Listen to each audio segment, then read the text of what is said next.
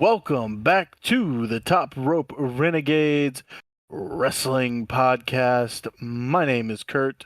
Alongside RK, we have a bunch of stuff to get into from the wrestling world in today's episode. But before we get started, gotta ask RK, how are things going with you? Well, man, it's Friday night. We just finished watching the most recent SmackDown. We're a little bit behind on things this week. We both had busy ass weeks at work. Yes. We got that real life shit. So what do you do? But we're here now. We're talking about this shit. The past week has been a little crazy. A lot of things have happened. Yeah. I mean, we've had two SmackDowns. We've had a Raw. We've had a lot of crazy things going on. We got a new women's champion in the WWE. We'll get to that soon enough. We had some absolutely crazy banner matches at AEW Dynasty. You're going to hear a very unpopular take on my part in a little bit here, but yeah, man, it's all good. And like the late great Dusty Rhodes said, let's get funky monkey, baby.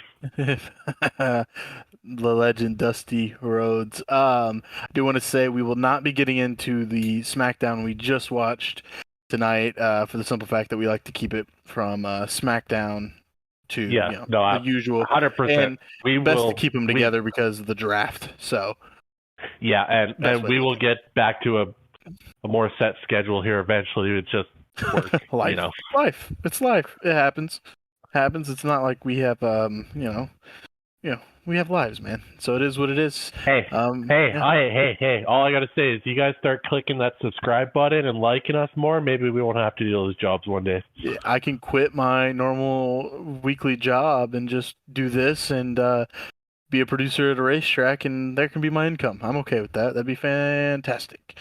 But we're gonna kick things off with AEW Dynasty. We're gonna make this a trend that when there is a pretty big pay-per-view that takes place in one of the major companies, mainly AEW and WWE. Of course, when we get to Wrestle Kingdom and stuff like that with New Japan, that'll probably take the forefront. But we're going to try and address the pay-per-views right off the jump in case you missed it and give our thoughts on things. So, RK, let's break it down. I'm going to run through 0 Hour pretty quick, the kickoff show, the pre-show for AEW Dynasty. 3 matches in total. The first one was Trent Beretta taking down Matt Sydal via submission. It was an okay match. It was a pre-show. The whole reason here was Beretta kept the hold on Sydal after the match, choking him out. Chuck Taylor came to make the save. Trent cutting a promo and telling Chuck Taylor that he has been acting like a prick and that he has until Dynamite to tell me where you stand. And Orange Cassidy is there because he's in the next match, and him and Trent have a stare down before we get to the next match. Real quick, was there anything with this first match that stood out to you? I assume you're more so invested in what happened after. Yeah, no, this kind of was the whole setup for what comes up on Dynamite. The match itself is all right. It wasn't anything fantastic. It's basically what you'd see on an episode of Rampage. It's just a match. But yeah, it was the after stuff that mattered, and when we get to our Dynamite review, we'll dive into that a bit more. But yeah, match wise, okay. It is what it was. It was a 0 hour match. I mean, nothing much more to say there. The next match, and I really don't have much to add to this match, just reading off what happens. Orange Cassidy and Katsuyori Shibata were tag teaming against the Shane Taylor promotions, Shane Taylor and Lee Moriarty. Orange Cassidy and Shibata get the win via pinfall with an orange punch. I have nothing to add to this match. It was just a 0 hour match. We got to see Orange Cassidy. That's about it. And Shane Taylor is a big boy. Yeah, Shane Taylor is a very big boy. I mean, the match was a match. Again, it could have just been on a weekly show. It was nothing special. It does get Shibata onto a pay-per-view, so I mean, that's something. I'm really starting to warm up to this guy, so I like to see it. But yeah, it's just another 0 hour match. The quote unquote, I guess you'd call it the main event of Zero Hour, the final match of the pre show. The AEW World Trios Championship and the Ring of Honor World Six Man Tag Team Championships were on the line. Bullet Club Gold, Jay White, Austin Gunn, and Colton Gunn taking on Max Caster and Anthony Bowens, and as well as Daddy Ass Billy Gunn. This was to unify the Ring of Honor and AEW Trios Championships. The winners, Bullet Club Gold. Thankfully, Jay White and the Guns pick up the win over them. With this win, Bullet Club Gold have been crowned the new undisputed AEW Trios champions. I thought this match was really good, and I think it was the correct winner. RK, what say you? Yeah, the right team won in this. I mean, basically the right man won in this match. Jay White. We've said it before. Ordered a Bullet Club Gold shirt. I ordered a shirt, man. I had to. Has it come in yet? No, I'm still waiting on Pro Wrestling Tees. I know they take a while, but I'm okay with it. It should be soon.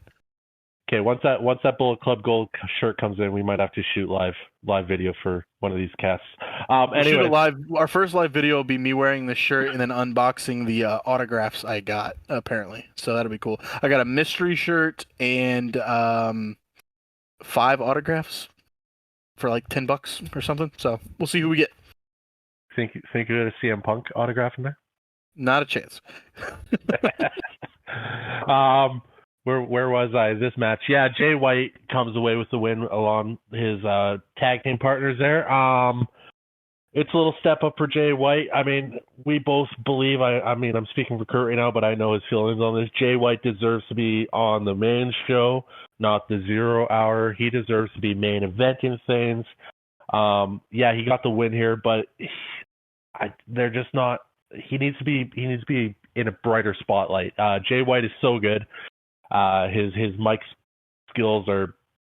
I can't think of anybody else right now that's better on a mic than him in AEW. Yeah, man. Let's hope this is a trend that they're starting to showcase White a bit more, because I mean they brought him over from New Japan for a reason. The guy was a star there. He's a star in AEW, and he's been kind of casted away to work Rampage shows and 0 hour shows. I don't get it, but let's hope that maybe they start giving him more of the spotlight, because he's just too damn good to be kept off anything important, really. Yeah, he's a main event player in my eyes. So we'll go ahead and get into the main card then. We get Taz Excalibur and Jim Ross welcoming the show. Apparently Jim Ross's new contract with AEW is him just doing main events or main shows, aka pay-per-views, PLEs, whatever you want to call them. So it's always great to hear Jim Ross's voice. The very first match was the AEW Continental Championship match. Kazuchika Okada taking on Pac. Kazuchika Okada picking up the win over Pac with a Rainmaker Lariat. Just a quick note of that match. Pac did get the loss, but he was given a massive standing ovation from the crowd in St. Louis after the match. Overall, I thought it was a good match to start things off, but I know we both have an opinion, and I'll let you get into it about this match. Okada's not as good as everyone says. I'm sorry. We've watched a lot of Okada matches, and one thing that stands out is he is a very good wrestler, but his pace is too slow, in my opinion. The matches that have been absolute banners with him in it have been due to his opponents. Will Ospreay at Battle of the Valley, Kenny Omega, Okada for the 2 out of 3 Falls match. I think with the right opponent, Okada looks better than he actually is.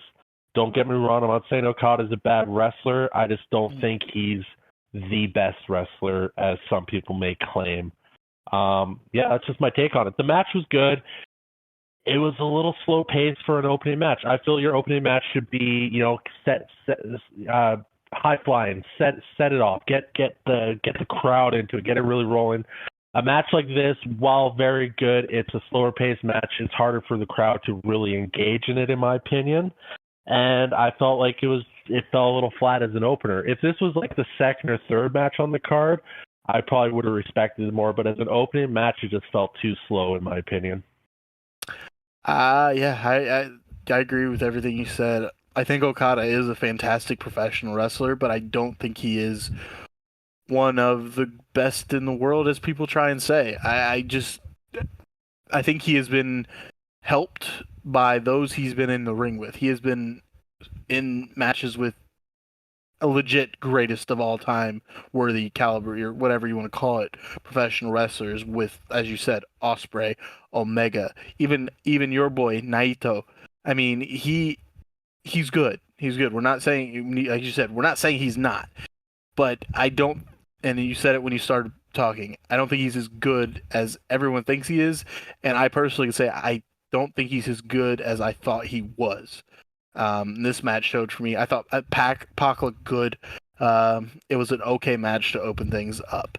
The next match was the House of Black, Malachi Black, Brody King, and Buddy Matthews taking on Adam Copeland, Eddie Kingston, and Mark Barisco. The winner of this match was the House of Black, like I predicted. I kind of figured that was going to happen. And the pin was Malachi pinning Adam Copeland. In the later parts of the match, Copeland went for a spear, but he got caught with the black mist on his face, and then he got hit with the black mass for the win. This was a pretty good match. Everybody had their moment, if I remember, my mind serves me right. But yeah, I think the right person won here, and it's going to set up Copeland and Malachi one-on-one for the TNT Championship down the line. What were your takeaways from this one? It was a fun match. Like you said, everybody got their moment. Eddie Kingston, man. I knew you were going to You and I it. both. Yeah, I know what you're talking about. That's fine. I can't remember Buddy's name now. What wrestler is that kind of did that video that he got a little backlash I'll look it up. from? I'll look it up real quick. But yeah, I know what you're talking about. Anyway, so Kurt's gonna look up this wrestler. You got to go check his TikTok. He's hilarious. Man, every time Eddie Kingston does his chops, all I can think about is this video now, and it's so good. So you guys got to check that out. Kurt will find it here for you. But the match was good. It was what was expected. It was hard hitting. Never got their moments. It really is though setting up Malachi. Oh no, that's right. Malachi, Alistair. Yep. Malachi is in 8. See, you're thinking about the video. Just call me a WWE homer. I want to say their WWE names. Don't take that the wrong way. It's just how I knew them. Go check out the veteran Jack Vaughn on TikTok and Twitter. He put out a video of pro wrestlers and independent wrestlers doing chops and selling chops. And it was pretty funny. So just go check that out. It's Jack Vaughn. And then the reaction video to that when he got all the backlash, equally as gold. But anyways, back to what I was saying, Malachi Black is definitely is setting up Malachi Black versus Adam Copeland for the TNT title here, which I think, Malachi's so good and Edge is a legend, and those two in the ring one-on-one could be a top tier match. I'm looking forward to however they get to there.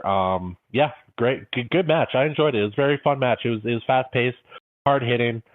Nothing wrong with that match. Good match. Yeah, and I mean, we're setting it up, as we said. Malachi versus Adam Copeland for the TNT Championship, which Malachi will most likely lose just to get him closer and closer to the day he comes back to WWE where he belongs. Up next was the TBS Championship. Sky Blue and Chris Statlander were banned from ringside. This was part of House Rules. Willow Nightingale taking on Julia Hart for the TBS Championship. Willow Nightingale picking up the win. Friend of mine, acquaintance, someone I met. I got to shake her hand, talk to her on the elevator, talk to her a little bit here and there while we were recording for the radio station I work at. Sweetheart, absolutely lovable person. The person you see on TV is Willow Nightingale in person. She is a bubbling personality. And big congratulations to her for getting the TBS Championship around her waist. Feel bad for Julia Hart. I love Julia, but we kind of figured this was coming. Willow gets the win.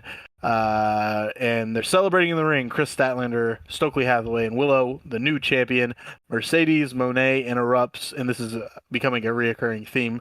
And we'll get into that when we get to Dynamite. But it does set up the fact that Willow will be taking on Mercedes Moné one-on-one for the title at AEW Double or Nothing. All of that I just read off, RK. What stands out to you? What did you think of this match? And what are you looking forward to? So I'm going to start with a little rumor and innuendo. This whole Mercedes Moné, ever since Boston and up to this point, her just doing promos, leads to the rumor that she was not cleared to wrestle or is not cleared to wrestle. I don't know if that's fact or if it is just rumor, but it kind of makes sense because why would you bring in somebody? She took a bump. Oh yeah, okay, yeah, exactly. No, I think they she was laying on the ground moaning, just knowing that they needed to make a splash and not considering the fact that you got to wait till she's ready to wrestle.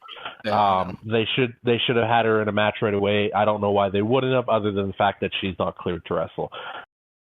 Like I said, probably rumor, innuendo, whatever it is. It's got to be the only reason, because why would you not put her in a match? She's good in the ring. She puts on good matches. She's better at wrestling than talking. Everyone knows that. So it's weird. The other rumor is that this match was a short match. It was 6 minutes long. The right outcome, obviously, because like I said, Willow versus Mercedes writes itself. The history is there. But it was a short match, and you were saying that there was Julia might have been injured. Yeah, I was thinking about this even more. And as you just said, this with Julia's injury, apparently she had gotten hurt the week before. So the week before the Dynamite in Indianapolis that I was at, and then Dynasty, and it kind of, I feel like it's true, because if you look back at the mixed tag match they had, where it was Julia and Brody King taking on Willow and Adam Copeland, Julia didn't do anything because there was the beatdown of Willow backstage, and it was just basically a handicap match, but Julia didn't have any offense, any action. And then you get to Dynasty, and the match was short, and there wasn't any crazy spots for Julia or nothing like that. So if she is dealing with an injury, I guess this was the way to go about it. Just get the title off of her. I think she was going to lose anyway, but the match probably wasn't as good as it could have been because Julia wasn't 100%. And if she is hurt, I hope she gets better and she gets back to doing what she loves. Julia being fantastic in the House of Black, teaming up with Sky Blue. And I'm going to plug the interview with Sky Blue again just for this part, because as we know in WWE, we have women's tag team championships. And in the interview with Sky Blue, I brought up, I even said, I know AEW gets a lot of flack for too many titles, but would you have any interest in women's tag team titles in AEW? And I think Sky Blue and Julia would be a fantastic tag team to win those titles if they did bring them to AEW. So I kind of went on a rant there, but I hope Julia Hart's okay, RK. And yeah, that's what I got with Julia. Yeah, no, absolutely. I had to go back and watch his pay-per-view again for reasons that Kurt knows, and I will explain a little bit later. But this was a match that I watched again as well. And yeah, Willow, you could see she was being very careful with Julia in this match. So there's probably very substantial truth to the rumor that Julia's fighting an injury right now. So let's just hope to get back to 100% very soon. And yeah, Julia, Sky Blue, first women's AEW tag team champions. I'm for it.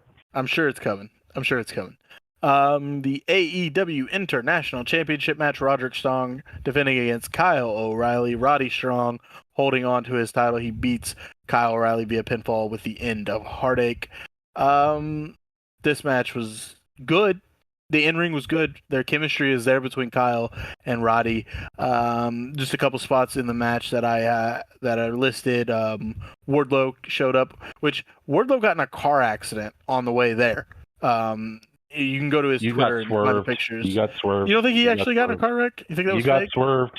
You're like, where's Wardlow? I'm like, I don't know. No, I think he genuinely got in a car wreck. I just didn't think he was going to show up after he got in a car wreck because the car looked pretty damaged. Maybe it was all bullshit. I don't know. Maybe I did get swerved. Everybody got swerved later in this show. Well, not everybody. We didn't, but the internet did. Yeah. So Roddy wins. The coolest part of this match was the end. Mike Bennett and Taven appeared. Adam Copeland's there in a wheelchair. But guess what? Adam Copeland stood up from the chair and walked his way down to the ring. Please tell me we're getting Adam Cole back. I cannot wait. I was What'd you confused think? there for a second. I'm like, I when said did Copeland. Adam Copeland I said become Copeland. part I of apologize. Undisputed Kingdom? Adam Cole is walking. So, preface that moment, Adam Cole. Baby. Preface that this match was okay. I wasn't that invested in it. I was losing. I've been losing interest in Undisputed Kingdom for weeks, months now. Whatever. Why is that? Because Adam Cole is the driving force of that. He is the mastermind, and I've went on a rant before about it. I can do it again. Adam Cole is the best damn thing AEW could have if he is healthy. So yeah, the match fell flat for me. I wasn't really invested in it, and then I was like going, man, this isn't working. And then now it looks like Adam Cole is very damn close to coming back. And now I'm interested again because of Adam Cole. So that has to say, like, Adam Cole is just that damn good that he, like, in a matter of 2 minutes, I went from going, man, I'm over this Undisputed shit, to, oh my God, Adam Cole's back. This Undisputed shit's the best stuff around. So Adam Cole, baby, let's go, man. I'm so pumped that it looks like he's close to being back. Yeah, and other than that, yeah, as you said, the match was okay. It was okay. And next is the match that surprised you. The FTW Championship. Fucking love this match. I don't care if people hate it. Trust me, I'm on board. Chris Jericho Hook. I said a week ago Chris Jericho might be done. Retire him. Like, I don't think he has anymore. And this match blew my mind because, like, oh my God, this match is actually entertaining as fuck. I enjoyed the shit out of this match. Chris Jericho defeats Hook for the FTW Championship with a bat to the head to win the title in what was a spot-filled extreme match, and it took RK by surprise, and it took me, what sucks about me, I didn't really watch much of it. I didn't think it was going to be a very good match, okay? And I said, I'm going to go make food. So I went to make some noodles. I had my headset on. I'm like, dude, get the fuck back. And RK is marking out for this match. And I'm like, there's no way Chris Jericho and Hook are actually putting on a good match. And they did. Now, Chris Jericho gets the win, and the learning tree, Chris Jericho begins. We'll get to more of that on Dynamite. But is there anything you want to break down from this match other than the fact that you popped and liked it? Dude, I was like, oh my God, this match is actually happening. What are we doing? And then it started. I was just like, holy shit, they're and everybody on the internet said this match sucked and they didn't like it. And I don't care what this match was fun. This is just a good old classic slobber knocker, as JR would say. It was. They should have opened with this, honestly. Looking back, exactly. That's what I said. That opening match should just be just chaos to get the crowd into it. And I don't know, man. If you want to say, WWE guys fucking hate on AEW, whatever. I'm a WWE guy. I'm not hating on AEW because I thought this match was fun. Have more shit like this. That was just a fun match. I enjoyed every second of it. Jericho getting another title, maybe no, but so there's overall, there's a thing. I had fun with this match.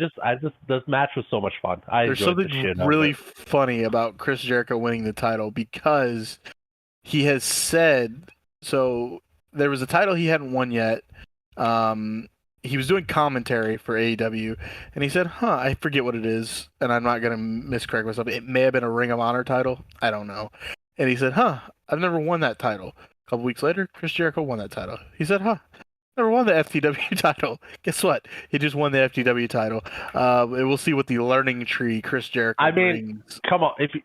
If you're Chris Jericho and you say, "Huh, I want to win that title," who's gonna You're say gonna no win. to you? You're Chris fucking Jericho. And now he is starting another faction, the learning tree. So we'll see. Don't even get me started on that because We will when we get to Dynamite. while I like that match, I still think this whole fucking angle with Chris Jericho is the dumbest shit I've ever seen. Well, the fact that I said, yeah, the learning tree, Chris Jericho, and you said, you kind of like laughed it off, like, okay, Kurt, whatever. Dude, I didn't believe you. No, that's his fucking name now. I didn't believe you. This guy, he goes, "Oh, Wednesday night on Dynamite, hear from the learning tree, Chris Jericho." I'm like, yeah, whatever. And then the next day I saw the actual card. I was like, oh, he was fucking serious? It's his name. So, yeah, up next was the AEW Women's World Championship match. Toni Storm defeats Thunder Rosa to retain her title. And I just want to say, this was probably the best Toni Storm title defense match I've seen. And the match was really, really good. Deonna Purrazzo does come out and takes out Mariah May and Luther at ringside. Rosa did survive the hip attack and Storm Zero. But the end of the match came when Tony did kick Rosa with a low blow. And as Gigi Dolan has said, after she got kicked by why am I spacing her name all of a sudden? Ariana Grace got kicked with a low blow by Ariana Grace on NXT. That it does in fact hurt women getting kicked low. But she hits the second Storm Zero. Toni Storm picks up the win over Thunder Rosa. What'd you think, RK? Yes, 100%. This was probably one of Toni Storm's better matches overall in her whole career, let alone her title reign. Thunder Rosa's looking like she's back to top form after coming back from injury. She's been working back in the matches. She hasn't looked great up until this match. She looked fantastic. This match was good, very good. It's setting up. It's setting up the Mariah May turn, though. You're seeing little pieces of things being dropped that Mariah May is going to make that turn on Toni Storm eventually. I like the storytelling. Yeah, she's making out with other chicks. Anyway, go ahead. Go ahead. Nina Shirakawa? Yeah. We'll also get to that at some point. Yeah, she was on Dynamite as well. But anyways, yes, good match. Like I said, probably one of Toni Storm's better matches overall, and Thunder Rosa's back to 100%, so that's great.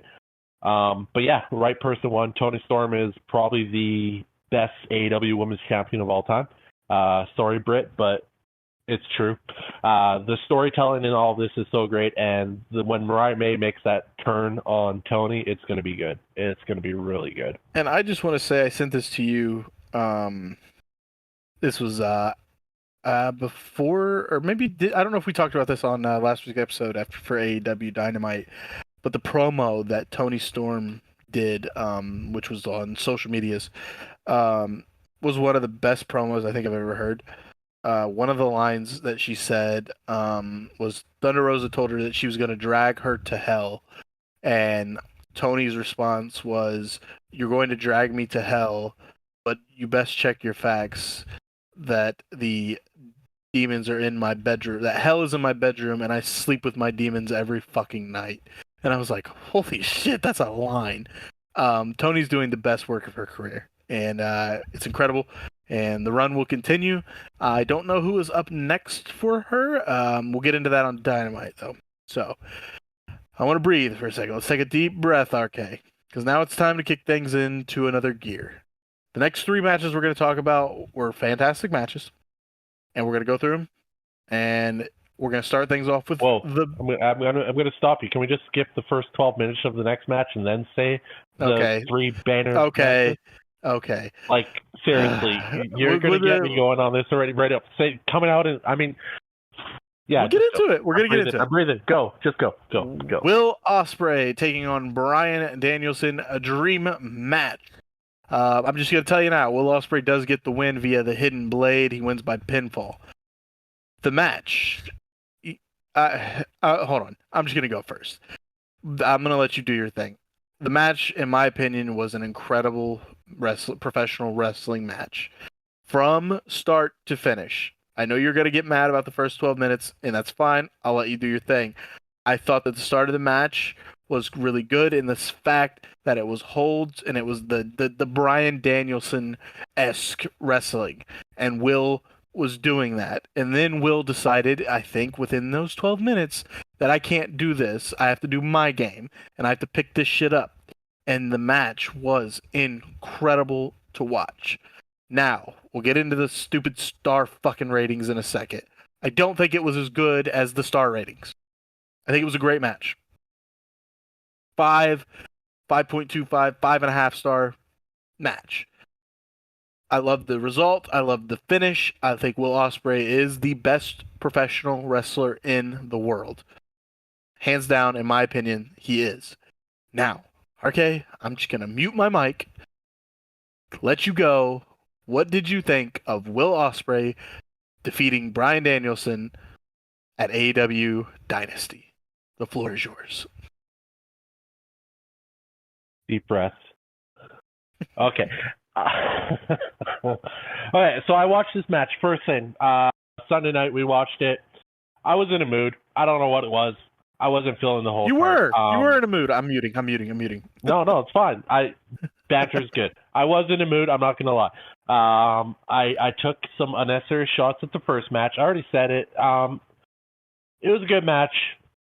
I was a little overcritical of it. Then I rethought it, and I'm like, yeah, I'm still critical of it, but not as critical as I was. Then the next match, and I was like, meh. And then the hook match got me back into it, and then this happened. Well, actually, no, then the women's... Anyways, I'm going off on some crazy fucking tangent now because I'm still pissed off about this match. Of all the people saying this was the greatest match of all time in North America, outside of Japan, greatest match, period, whatever. No, it was not. I could list off 10 other matches that I think are better. That's my opinion. It's also the opinion of a lot of people. This was not the greatest match of all time. I'm sorry, but if you start a match with 12 minutes of slow-ass fucking holds, you're going to lose the interest of a lot of people. You lost the interest of me. It was hard to come back from. Sunday night, I was in a mood.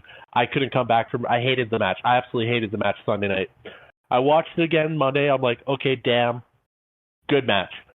Very entertaining match after the first 12 minutes. That first 12 minutes flowed the shit out of it and took the wind out of the match.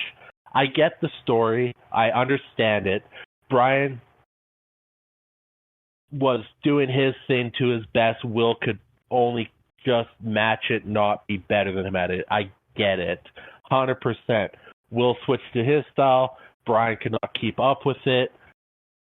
He won the match because he went to his style that makes him the best wrestler in the world. And I agree. He is the best wrestler in the world. That match killed it in the first 12 minutes. You can have that shit for like 5 minutes. Or you start off fast-paced and then you go into that shit for 5 minutes. But you don't start a match with 12 minutes of that. You bore the shit out of people. That's my opinion on it. Yeah, 6.5 stars, Dave. Like, stop sucking AEW's dick already. Like, seriously, 6.5 stars? No. 5 stars, yes. 5.5 stars. Okay, 6 stars. That's a strong stretch. 6 and 5? No fucking way. That's 6.5.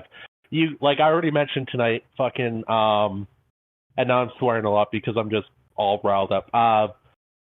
2 out of 3 falls match. Kenny Omega, Okada. Better match, hands down. Taker versus Shawn Michaels, better match, hands down.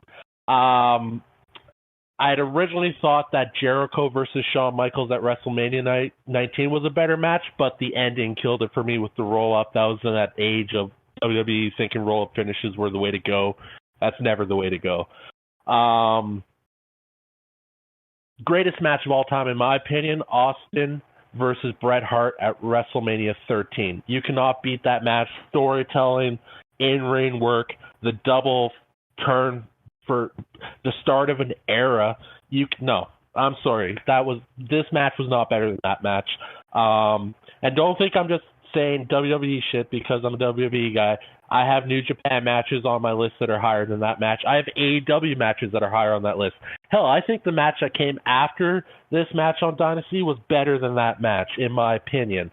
So, and the Young Bucks, Steel Cage against the Lucha Brothers, better match. The the ladders match between the Lucha, like, better match. So, no, greatest match of all time, not a chance, not happening. You will never convince me of that.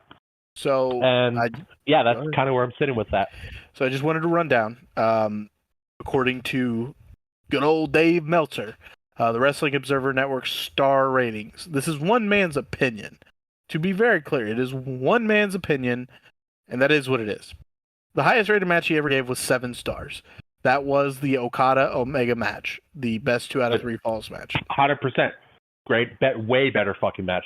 And Right. That's where it comes in, like, oh, well, then it's the greatest match in North America. Like, just, no. It wasn't even that. So the second highest match is now the 6.5 star match with Danielson and Ospreay.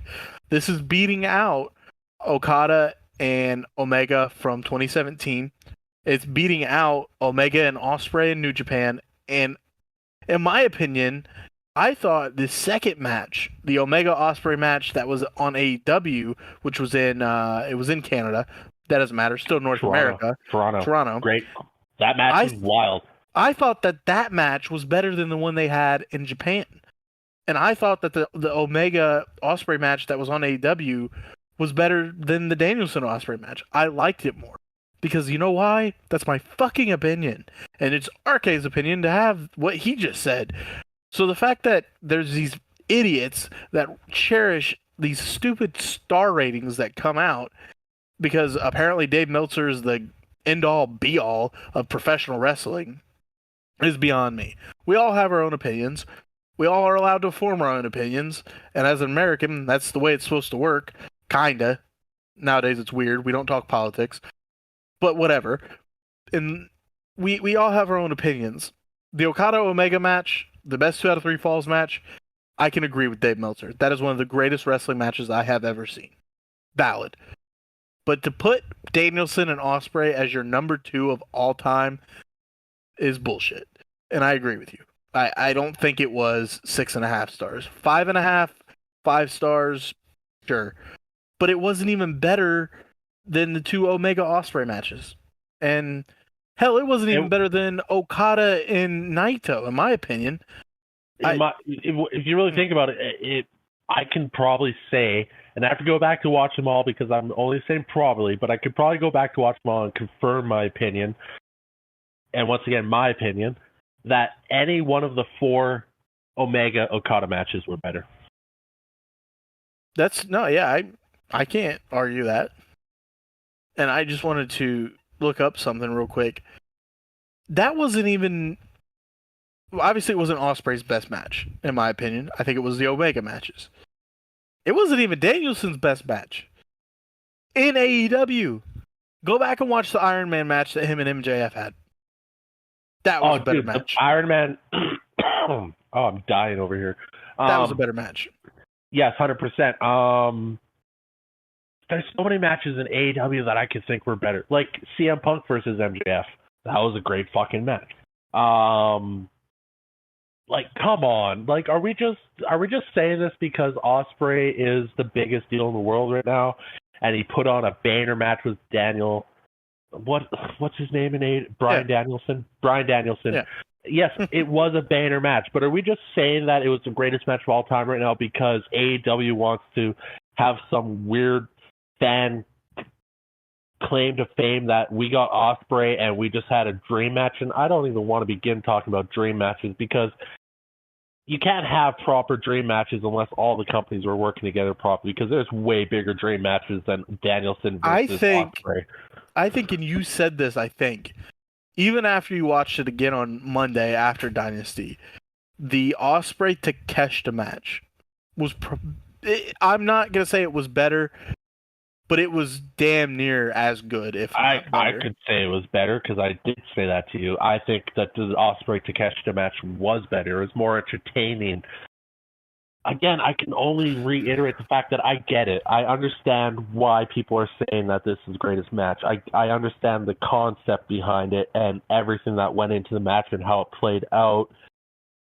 But I just think you're looking at it with the AEW fans, the fanboys, the marks, the smarks, whatever you want to call them. I hate all those terms, but they're just looking at it because oh, we got Ospreay. We're the best wrestling company in the world because we got Ospreay, and then we just had Danielson, who is a WWE reject, but he's really the best technical wrestler. Like, no, I'm sorry.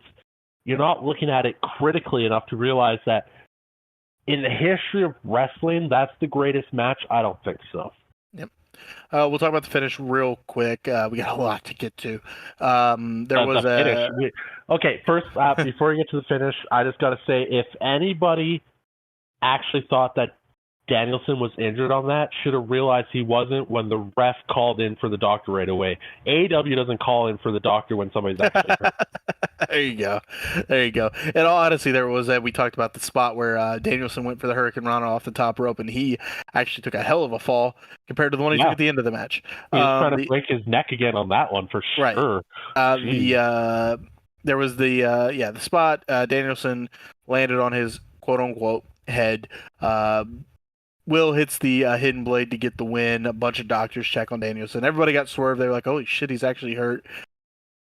Brian Danielson has sold this before. You watch a replay of that again. He landed fully on the upper back shoulders region. Yep. His neck was never compromised in that Tiger Driver for 1 second. It was a sell job. It was a damn good sell job. But again, it was a sell job. He was not actually hurt. And anybody that thinks that, no, he was not hurt. You just watch the replay. He landed fully on his back and his shoulders. We're going to keep things moving. AEW World Tag Team Championship Tournament Finals.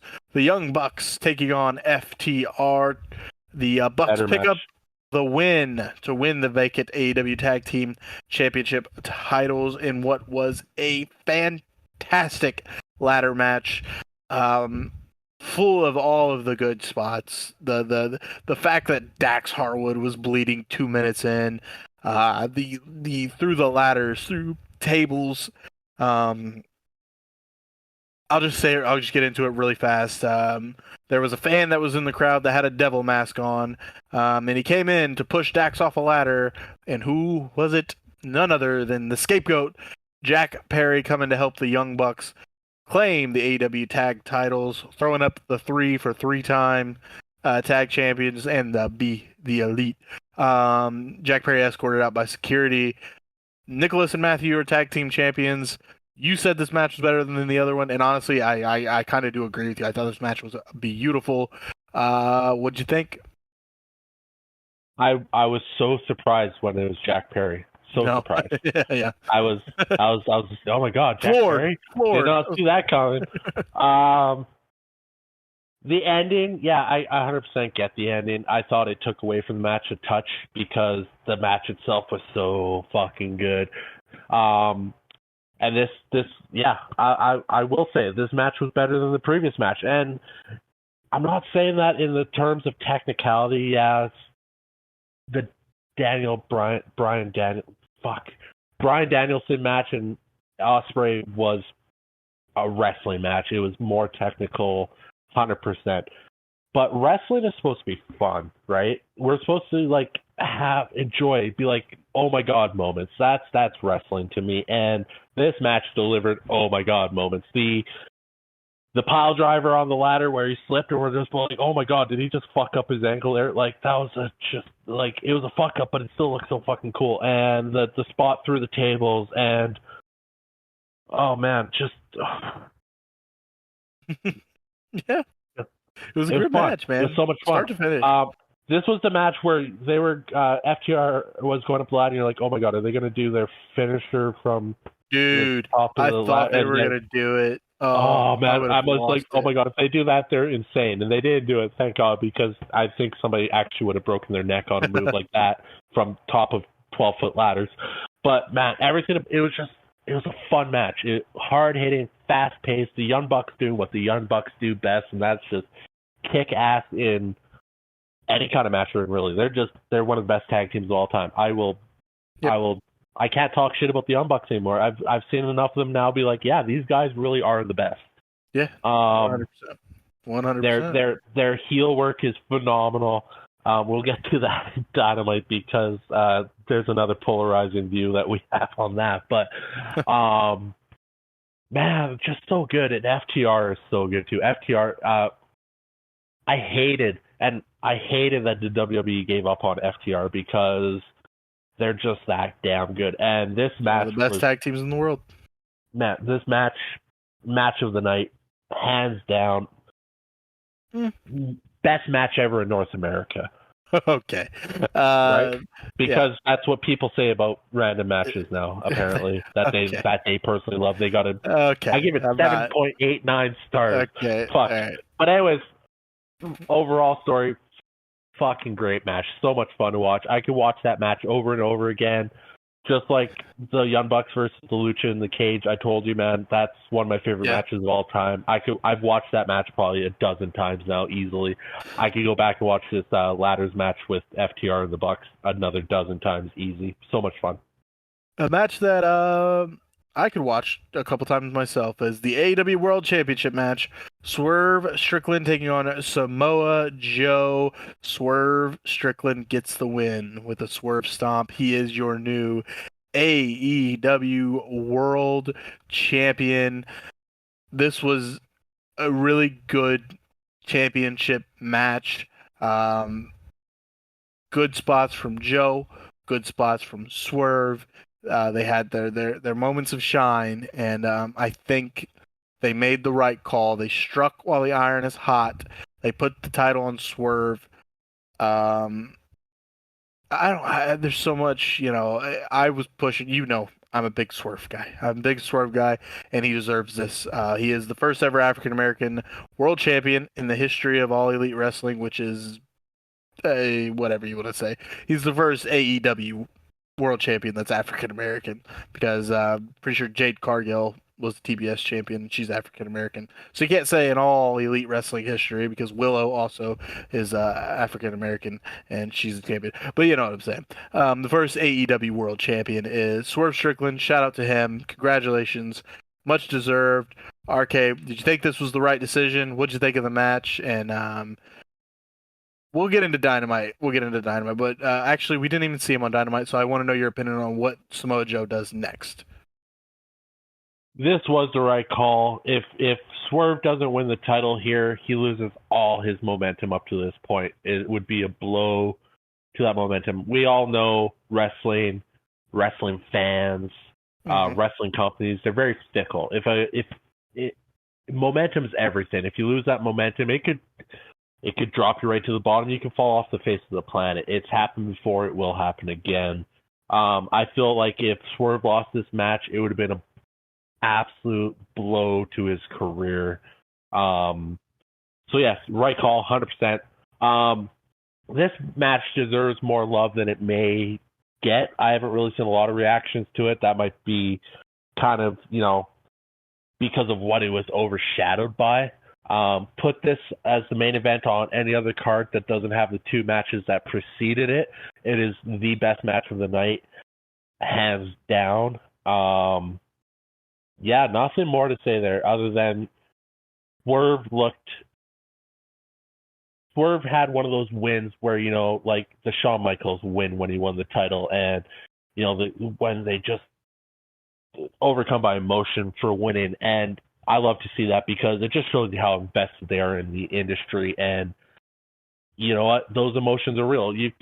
Wrestling's scripted. They know beforehand who's winning, but it doesn't change the emotion of actually doing it. You're the top guy now, and I love to see it. And Swerve had that reaction at the end, and it just endears you more towards him because you're like, this guy really, really wants it. You can see guys like, we can go more WWE shit, but we can go back to when Bill Goldberg won the WWE title. It didn't. He won it. He celebrated, but it was just like, you didn't feel the emotion of his like, I've been trying to get this my whole career. Like Bill. We all know Bill Goldberg's running WWE. He didn't give a shit. He talks shit about his runs all the time. But yeah, no. I just keep Swerve, right guy. That's all I got on him, man. So happy for the dude. Mm-hmm. And that wraps up AEW Dynasty. Overall, it was a pretty good show. As we said, the final three matches were fantastic. and really closed the night pretty well. So I'm not going to dwell on much longer. RK, you got any rumor and innuendo and news you would like to share? Um, Overall, nothing crazy rumor wise. I mean, I guess there are rumors. Might just be nothing, but apparently Vince McMahon is selling all his shares of his TKO stock and whatever that might mean. You read into it a bit more. He can't do it. Like, he's still going through a legal battle. Who knows where that goes? It's a legal battle for a reason. It's not looking good for him, however you want to look at it. But nonetheless, he has like a 1 year clause where he can't do anything related to wrestling now that he's off the board of WWE and TKO. But people are saying in a year, don't be surprised if he tries to start up another wrestling company. The dude's 80. I don't see it happening. If he comes out of this lawsuit, whatever it is, unscathed, he still has a huge asterisk next to his name. The guy's essentially done.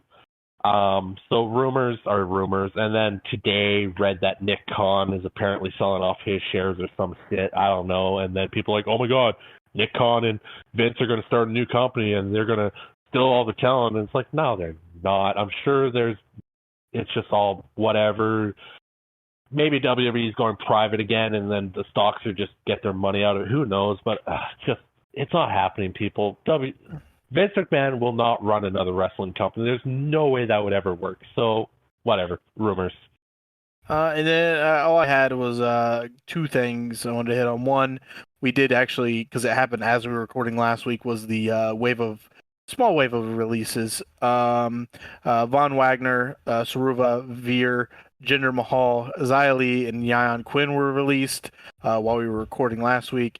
And then after we were recording later on, Cameron Grimes was unfortunately released from the WWE. And then I did read that it came out that this was all Triple H's decisions to release them.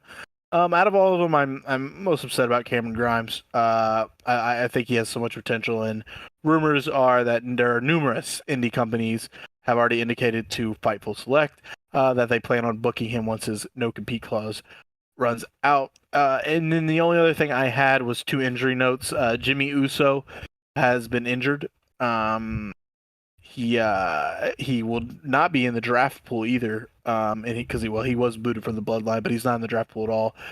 No information on what injury Jimmy Uso sustained, and as well as Dominic Mysterio has an injury as well. Some were saying he needed Tommy John surgery, which is wild for a professional wrestler. But he did post on Twitter, no surgery for this guy. So, not sure what that means. Hopefully, both of them get better soon, and we get Jimmy and Dom back doing their thing on TV. Yeah, no, absolutely. Those releases. Adam Pearce released a video. He got a lot of slack for it. Was that at Gender? I think that was at Gender. That was at Gender. It's just kind of overall. And I mean, Adam Pearce is not wrong. You want something bad enough, fight for it. Guys have shown that immensely throughout their career. Shawn Michaels, MJF, the list goes on and on. Guys that want to be champions find a way to make it happen. It's a business, people. If you're not drawing, like, what do you want them to do? Just let you sit at home and collect money? Like, come on. Like, your job. If you weren't good at your job, you get fired. I'm not saying that the guys aren't good at their jobs, but something wasn't there that was clicking in in WWE. So let them move on. There's a million wrestling companies out. You got TNA, you got Ring of Honor, you got AEW, you got New Japan, you got all these companies. I'm sure would be happy to pick up any of these. I'm sure guys like you say, Cameron Grimes is definitely going to be fine. He's a fantastic wrestler. It just wasn't working for him in WWE. I mean, he had him job out to Braun Breaker. What do you want for the guy? Like, I'm sure he'll be fine wherever he goes. You look at guys like Dolph Ziggler, journeyman of the WWE. Yes, it sucked that they released him, but they didn't have anything for him. Look at him now. He's making a name for himself in TNA, New Japan, doing his shit. Mustafa Ali, same shit, man. But Jinder But Jinder just got a push. Why would you release him after a push? I'm sorry, Jinder Mahal got a push because he showed up as a swerve attempt for the returning WWE champion and then got a spot with The Rock.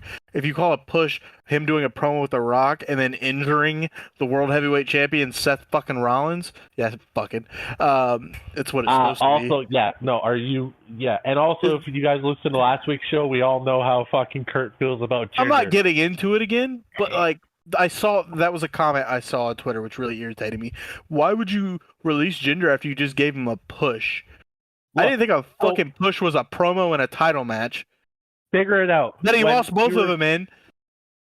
Figure it out. When we were told we were getting a champion on day one and Jinder came out and everyone was disappointed, that should tell you right there what the problem is. Okay?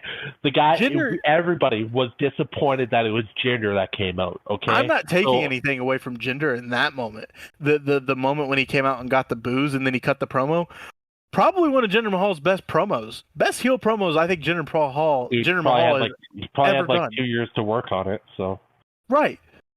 Actually, I watched the interview with Chris Van Fleet that was recorded during WrestleMania, so it wasn't post Mahal release, but he found out that weekend, that Saturday, that he was going to be doing a promo with The Rock, and he was really excited about it. He was like, cool, I get to be with The Rock. Like, the interview didn't change my fucking opinion of Jinder Mahal, but what pissed me off is that someone said, oh, you got to push. I didn't know getting a promo with The Rock and then getting squashed by The Rock, verbally shut down by The Rock, and literally you were used for The Rock to go, should The Rock sit at the head of the table, and then you somehow get put in a title match with Seth Rollins, which you're gonna lose, but only reason you got a little bit of a push wasn't even because of fucking WWE, it was because Tony Khan can't keep his goddamn Twitter closed.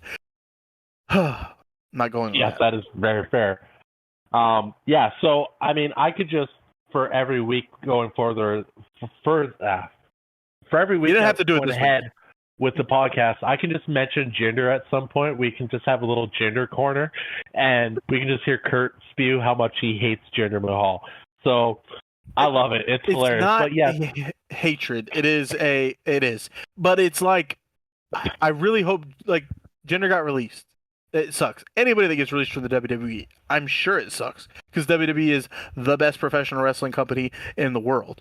And Jinder, there was nothing for him anymore. I hope when his 90 days are up, wherever he goes, he puts on good matches and whatever, and he succeeds. Don't want the guy not to succeed. We know he's not going to AEW. We know he's not going to AEW, but that would be a wild moment. They actually, holy shit, I just thought of something that the Bucks could do if they really wanted to get crazy and they really wanted to fucking get that bridge cut down and just be like, yeah, Jinder Mahal's here as the elite in spite of Tony Khan. I just thought that would be fucking hilarious, but he's not going to AEW. He may, I think I watched a little video, I was scrolling through Twitter, and he said wherever he goes, he's going to make an impact. So maybe that's a TNA drop. TNA would be perfect for him. In the words of Kurt Angle, when Sami Zayn and Kevin Owens were a tag team back in the day, they came up and asked if they could be on Monday Night Raw, and Kurt said, we don't have much room for you, but I did hear TNA's hiring. If you haven't seen that article, you gotta look that up. There is absolutely nothing wrong with that either. Look at Kurt Angle. Some of his best work of his career, even though he was high as shit on painkillers, his name was Perk Angle. Yeah, so there's nothing wrong. If Jinder can go to TNA and make an impact, oh snap, I did it too. All for it, man. It's a business, people. Yep. They're not being released out of spite. It's not like Triple H is going, who am I firing this week? No, it's like, it's a business. If you're not drawing money, what do you want them to do? So figure it out. It's not that deep, people. It's a business. Nope. Yeah, that's all I got. Quick news. Go ahead. Couple other quick news things I got. I guess they're more funny related than anything, but man, AEW's got to figure it out with their attendance, or not their attendance, but their TV views, man, because they were peaked at around 820,000 when they released that footage, and it's been downhill since. This past week, they got under 700,000 viewers, I'm not trying to throw shade at them, but that's not good. You're getting down into NXT territories with those numbers, and NXT is a developmental brand, so they got to do Which something sucks quick. because the Dynamite episode you're talking about was actually a pretty good Dynamite. 100%, but we'll get to it. We'll get into it. How do you get viewers if you don't give some kind of teaser? How do you know something like that's going to happen if you don't know? Like, you got to give a teaser. You got to be like, tune in this week. We got something crazy happening. Like, come on, figure it out. Releasing like, Brawl Out footage. Yeah, exactly. And you got your viewership up. Dirty Tactics didn't like it, but you still got your viewers out of it. Give us something ahead of time to make us want to tune in. I'm going to tune in every week just because we love wrestling. Kurt, I know, does too. We both tune in. We watch them together. He goes to live shows. I cry about it. I tweet him, text him, going, man, I should be. But anyways, you're going to Collision.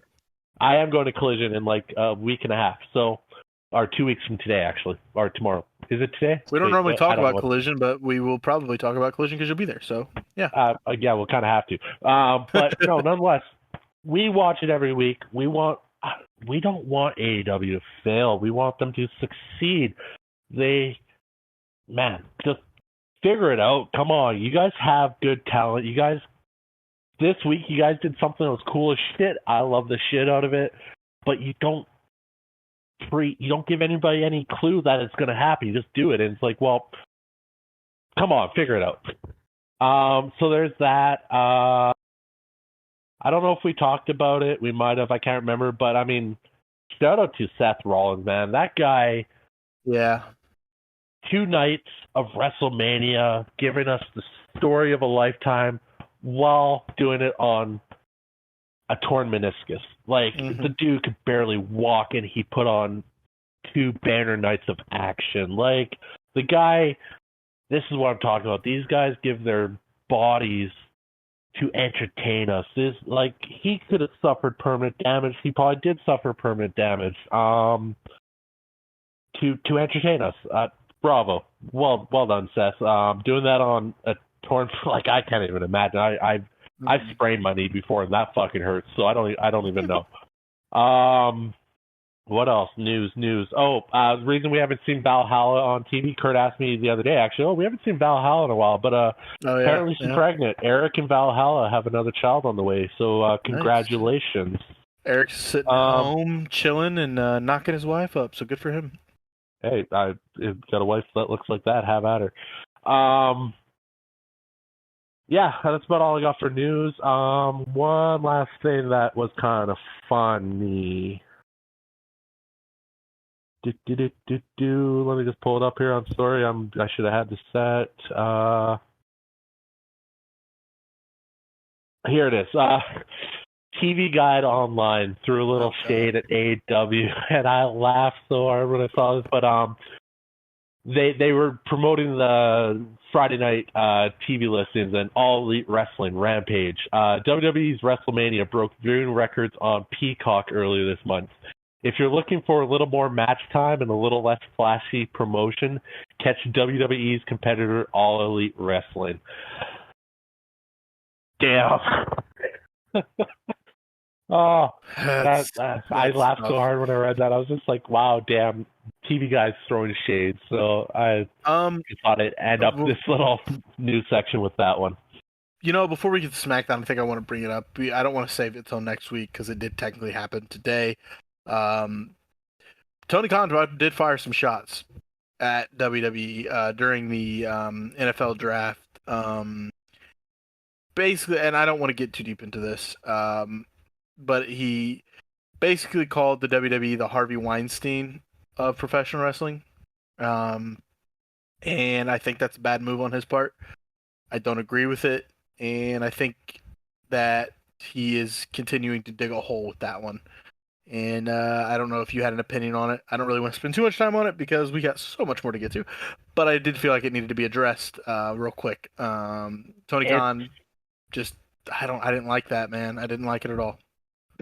It's not a good look. All the shots that have been taken up to this point, there's been innuendo. about it, right? Triple H talking about guys that don't want to do the grind. Will Ospreay talking about guys that only have their jobs because they're banning the boss's daughter. Ooh, heard that one before. There's shots. Even Will Ospreay's most recent one was a shot. He never said Triple H by name, but you know who was direct to her, and the end of the whole thing. And I agreed with what he was saying. And Will Ospreay can say whatever the fuck he wants because he's Will Ospreay, 100%. But then he says, "I don't fuck with people below me." Again, he never mentions anybody's name. We all know who it's aimed towards. But again, there's the innuendo portion of it, and that's okay. You can get away with doing that. But when you single-handedly calling out, Tony Khan could have said Vince McMahon is the Weinstein guy. Like, yeah, he probably pretty much is. Fair. He That's would not fair. be wrong. You can't say that the whole company as a whole. Say it by name. WWE is the Weinstein of the wrestling industry. That's a direct shot at one of the most powerful wrestling company in the world. You open the door now to a lot of things. I come from a world of talk. I can't imagine get hit, and if WWE may hit back, and I can't imagine WWE not taking a shot back on that one. The thing is, WWE doesn't have to take any shots at AEW if they don't have to, 100% not. But they're killing them. They're destroying them. Tony Khan just opened it up for direct attack because now they singled something out. Before it was all innuendo. You could say, well, yeah, he was obviously talking about this person, but he never said that person's name. So you can't claim that he actually was, for sure, 100%. Tony Khan 100% says that WWE is the Weinstein of the wrestling industry. That is... No, you can't do that. No, you just can't do that. There's Tony Khan, I've said it before, just lock him in the back room and just keep him away from anything. Except after what happens on Wednesday, I kind of enjoyed that. But then he does this, and it's just like, you really make me want to hate you. And I really want to like what you're doing because you do some cool shit, but then you take 8 steps backwards and do some dumb shit. So whatever happens out of this, if there's any salvo shots fired back, he brought it upon himself because you just opened up a can of worms with that. Well, let's get into some results real quick. I'm going to try and go through this quickly. We will hit on the big things. Never happens. Well, I'm going to really try because it is almost 2 o'clock in the morning here. And I am, work stuff. But I am excited to talk about it. April 19th, SmackDown, we had the WWE Undisputed Championship #1 contenders match. AJ Styles defeating LA Knight with a phenomenal forearm. I agreed with this choice to let AJ be the one to take on Cody first at Backlash. RK, what say you? I don't like that it was LA Knight taking the loss. Yeah, I get that. I think you continue to push LA Knight to the moon. He is that guy. But now it's 1-1 with him and AJ. 100%. He set up the rubber match at maybe SummerSlam or some shit. I'm not saying it was a bad thing. I just don't 100% agree with it. That it being LA Knight so close to after. You could have. I guess you could have protected LA Knight in the sense of, in the triple threat match, he wasn't the one to get pinned. I get what you're saying. Something. Anyways, in the end, it is the right choice. AJ Styles, Cody Rhodes, Backlash is going to be a banner. It's going to be a 4.75 star match. Honestly, I hate the fact that Dave Meltzer gets so much recognition by being such a dumb shit. Anyways, it's going to be a great match. No, it's not a dream match. It's a must-win match. Man, it is a dream match, though. Man, Cody, AJ, Bullet Club. Oh, man. So good. I don't know. Have they wrestled before in New Japan? I can't remember. I'll probably be able to find it real quick. But, yeah, I agree. It's going to be a banger. Dude, it's AJ and Cody. Let's go. It's going to be so good, man. I cannot wait for this match. I am pumped. I am hyped up for this match. And also this AJ Elliott set, it was a good match. It was a pretty good match. I What enjoyed the match, I but am it's really reading the outcome of it. and seeing, Cody and AJ have never had a match before, so should Then be it's pretty big. Dave Meltzer should be all over this shit because it's a dream match. It's his New Japan boys. They're wrestling, but they're in the WWE, so he's gonna say it was 0.75 star match. It wasn't that good. Fuck off. It's gonna be a great match. You cannot miss this match. It's AJ versus Cody. Let's go. We get the maybe new tribal chief. Hasn't been said yet. Solo Sikoa is in a suit. Nice little fancy suit. Paul Heyman is taken back. He reveals to Heyman that Tama Tonga is now the newest member of the Bloodline, naming Tama his MFT. This is going to lead the question real quick. Before we get, I'll say real quick. Sikoa asked Heyman if Kevin Owens was in the arena. Heyman said he would take Sikoa to him. Okay, what does MFT stand for? Nobody knows yet. So what do you think? My family therapist. Which actually, I think that family could use a therapist right now. People have said my family tree. I'm sticking with motherfucking Tama. Motherfucking Tama. Motherfucking Tama. That's what I'm going. I'm down with it. I don't know. I'm down with it. We don't know. My family tree kind of makes the most sense. He pointed it out tonight. You know, it's Solo building his bloodline. Yeah, well, we'll see. I don't know. I don't think we're actually ever going to get an answer on this. They shouldn't give us an answer, honestly. Just let everybody speculate. That'd be pretty funny. We got new tag team titles. SmackDown. Back up. Sorry. Go ahead. This is going to be a recurring theme throughout this Bloodline stuff. To all the people that think Solo can't be that guy, think back to when Roman Reigns was starting out into Bloodline and nobody thought that he could be that guy. Look where he got to. I don't think Solo will ever be Roman. No, I'm not saying Solo's ever going to be Roman height, but don't knock Solo quite yet. I think this is going to turn out to be another amazing chapter of the Bloodline story. Yeah, and that's what they said. Solo is. I'm digging it. And you got to remember, he has one of the greatest people to be with if you're not quite the best on the mic. He's got Paul motherfucking Heyman. Paul Heyman, what he's doing so far in this story with Solo is pure gold. It's Paul Heyman at his best. He sells the story without saying a fucking word. Yeah, just by his actions and the way he's reacting to things, it's pretty funny. So yeah, shout out to and as we know, Solo was named the heir to the throne per se by Roman Reigns. So maybe with Roman being gone, Solo is already jumping to it, and he's creating his own bloodline. With Tama Tonga being the first one. So we'll see what that leads to. The new SmackDown Tag Team titles. Rebranded the WWE Tag Team Champions. These are some slick looking tag team titles, man. I'm so happy with the way these ones look. What do you think? Thank God they got. I was so stoked when they got rid of the red Raw tag belts and they brought in those big gold. Like there's a theme going on at Raw. Big gold. Big gold. SmackDown has more of the theme of vintage. These belts are slick. I saw them. It took me back to the old school 90s belts. I love them. They look great. We saw them again tonight on SmackDown on the shoulders of Austin Theory and Grayson Waller. They just look good. They scream champion. They so good. Love them. And love this whole segment, really, actually. Yeah, it was a pretty funny segment. Triple H wanted to shake their hands and Waller left him hanging. And then Aldis told him, if you try to pull a stunt like that again with Triple H, guarantee that A-Town Down Under would cease to exist in WWE. And then this will lead to the next match. The WWE SmackDown Tag Team Championship #1 contenders match. Deep breath. Whew. The Street Profits.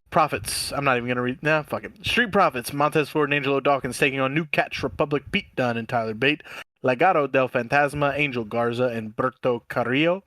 The Authors of Pain, Akam and Rezar, and this was for the number one contendership, who will take on A-Town Down Under. Winners were the Street Profits.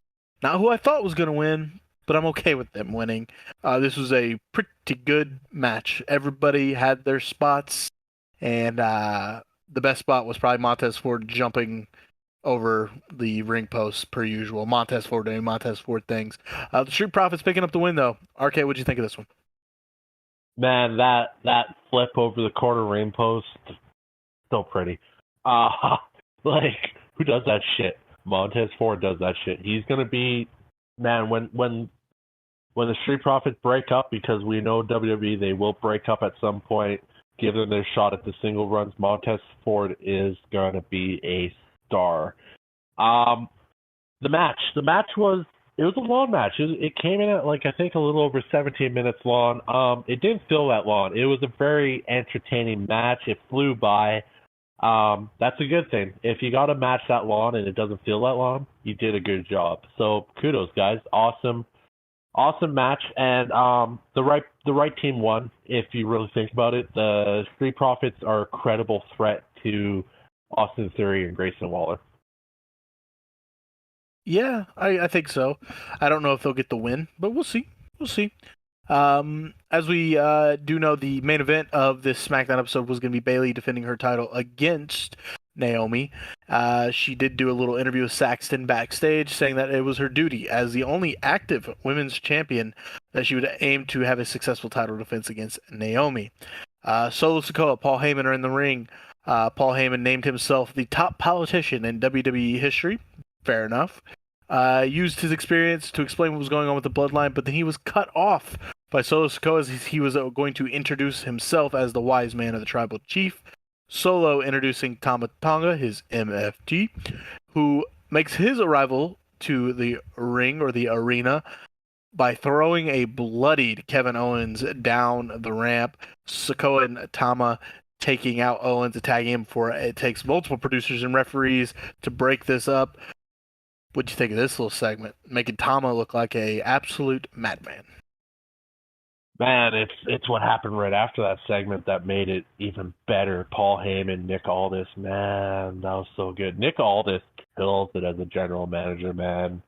Dragging Paul up to the parking lot and showing. Yeah, I was going to get to that after. Yeah. Go ahead. I had to bring it up right away because Kevin Owens came flying out, bloodied already. Looks good, man. We got blood back. It's Call me a boomer, call me an old guy. The Attitude Era is where it's at, but this use of blood lately, man, it really just adds to shit. And it's like, man, why is he all bloodied up? And we find out, Tama Tonga rammed a car right in Kevin Owens' car. So yeah, you're gonna get busted up. Those two cars, I hope they weren't rentals, and I hope CM Punk wasn't mad about it. But nonetheless. It was fun, man. This shit's fun. It's just fun. Wrestling. I wanted to say, bring up, you talk about Nick Aldis being a fantastic GM.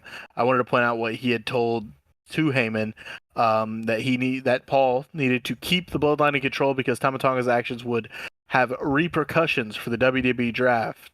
And he says, after all, losing was not the only thing that had consequences. Nick Aldis, as you said, so damn good.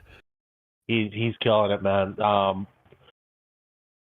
Probably one of the best GMs in the history of WWE having GMs. Normally the GMs are just him and Adam Pearce. Adam Pearce is really good. Adam Pearce is fucking hilarious. I need a drink. I love it. I might need a drink as long as this is going. But man, yeah, no, it's good shit. It's just fun. Wrestling is fun again. Yes. They're just having fun with it, and that's what wrestling should be. I've said this so many times. It's fun. The Young Bucks match at Dynasty, fun. This match, this segment, just fun. Yeah, it's a beatdown. It's like, but Kevin Owens is so fucking good. And how many times has he rivaled with the Bloodline now? This is like the fourth time in the last 5 years that he's rivaling with the Bloodline. Kevin Owens just has issues with the Bloodline, and I love it. Kevin Owens is one of my favorites. So Yeah, it's just fun, man. I love it. I love it. Yeah, KO in the Bloodline, a never-ending story. Another never-ending story. Santos Escobar defeated Carlito via pinfall. The LWO and Legado del Fantasma still beefing. And just a precursor, we watched SmackDown, as we said at the start of this, from this week, the week after this one, and still beefing. I'm over it. Anyway, I really don't have much to say about this, and we're going to keep it pushing. To the main event, which Bailey defending her championship against Naomi. Bailey does win via disqualification because it's Tiffy time. She attacks Bailey on the outside, obviously causing the disqualification. She lines up Naomi and Bailey in the middle of the ring and then hits them with the prettiest moonsault ever. Tiffany Stratton standing tall to end this episode of SmackDown. Really, the match didn't matter. It was the end that mattered. RK, what do you think of how things are rolling with this Bailey, Naomi, Tiffy beef right here on the SmackDown? Not sure what to say, RK. That's fair. Oh, Yeah. No, you're good. You're I'm good. here. I'm just an idiot. I muted myself. I'm Yeah, dumb. I love I was Tiffany talking. Stratton. I was saying stuff. Love Tiffany Stratton. You do love Tiffy time. I'm aware. All I'm saying is, what was I saying? If we hadn't watched SmackDown tonight, we could. I'm still gonna. After that match last week, obviously they're setting something up. You're not gonna give Naomi the straight loss to Bailey. Naomi, you're pushing her as a star. You don't want to give her. She's had a lot of losses since to come back. They figured it out and started giving her wins, and this is a good way to end the match without giving Naomi a straight loss or Bailey a straight loss. Obviously, Bailey wouldn't lose at this point, but it is setting up something for Backlash. Obviously, a triple threat. After tonight, we're definitely getting something happening at Backlash with that. Yeah, the right ending to this match. Tiffany Stratton, Tiffy time. It's going to be something. She's going to be a champion sooner than later. Yep. I 100% can agree with you. I think Tiffy, she's got all the potential in the world, doesn't she? And I think they are pushing her to that. We'll see what it leads to. And I actually, you know what, I have no problem spoiling it. They are setting up a triple threat match at Backlash between these three women, which I think will be a pretty good match. And will obviously do a lot for the WWE Backlash.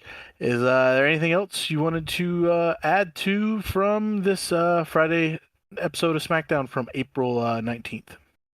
No, I think we covered it pretty fully. It was a quick show. It only had 4 matches.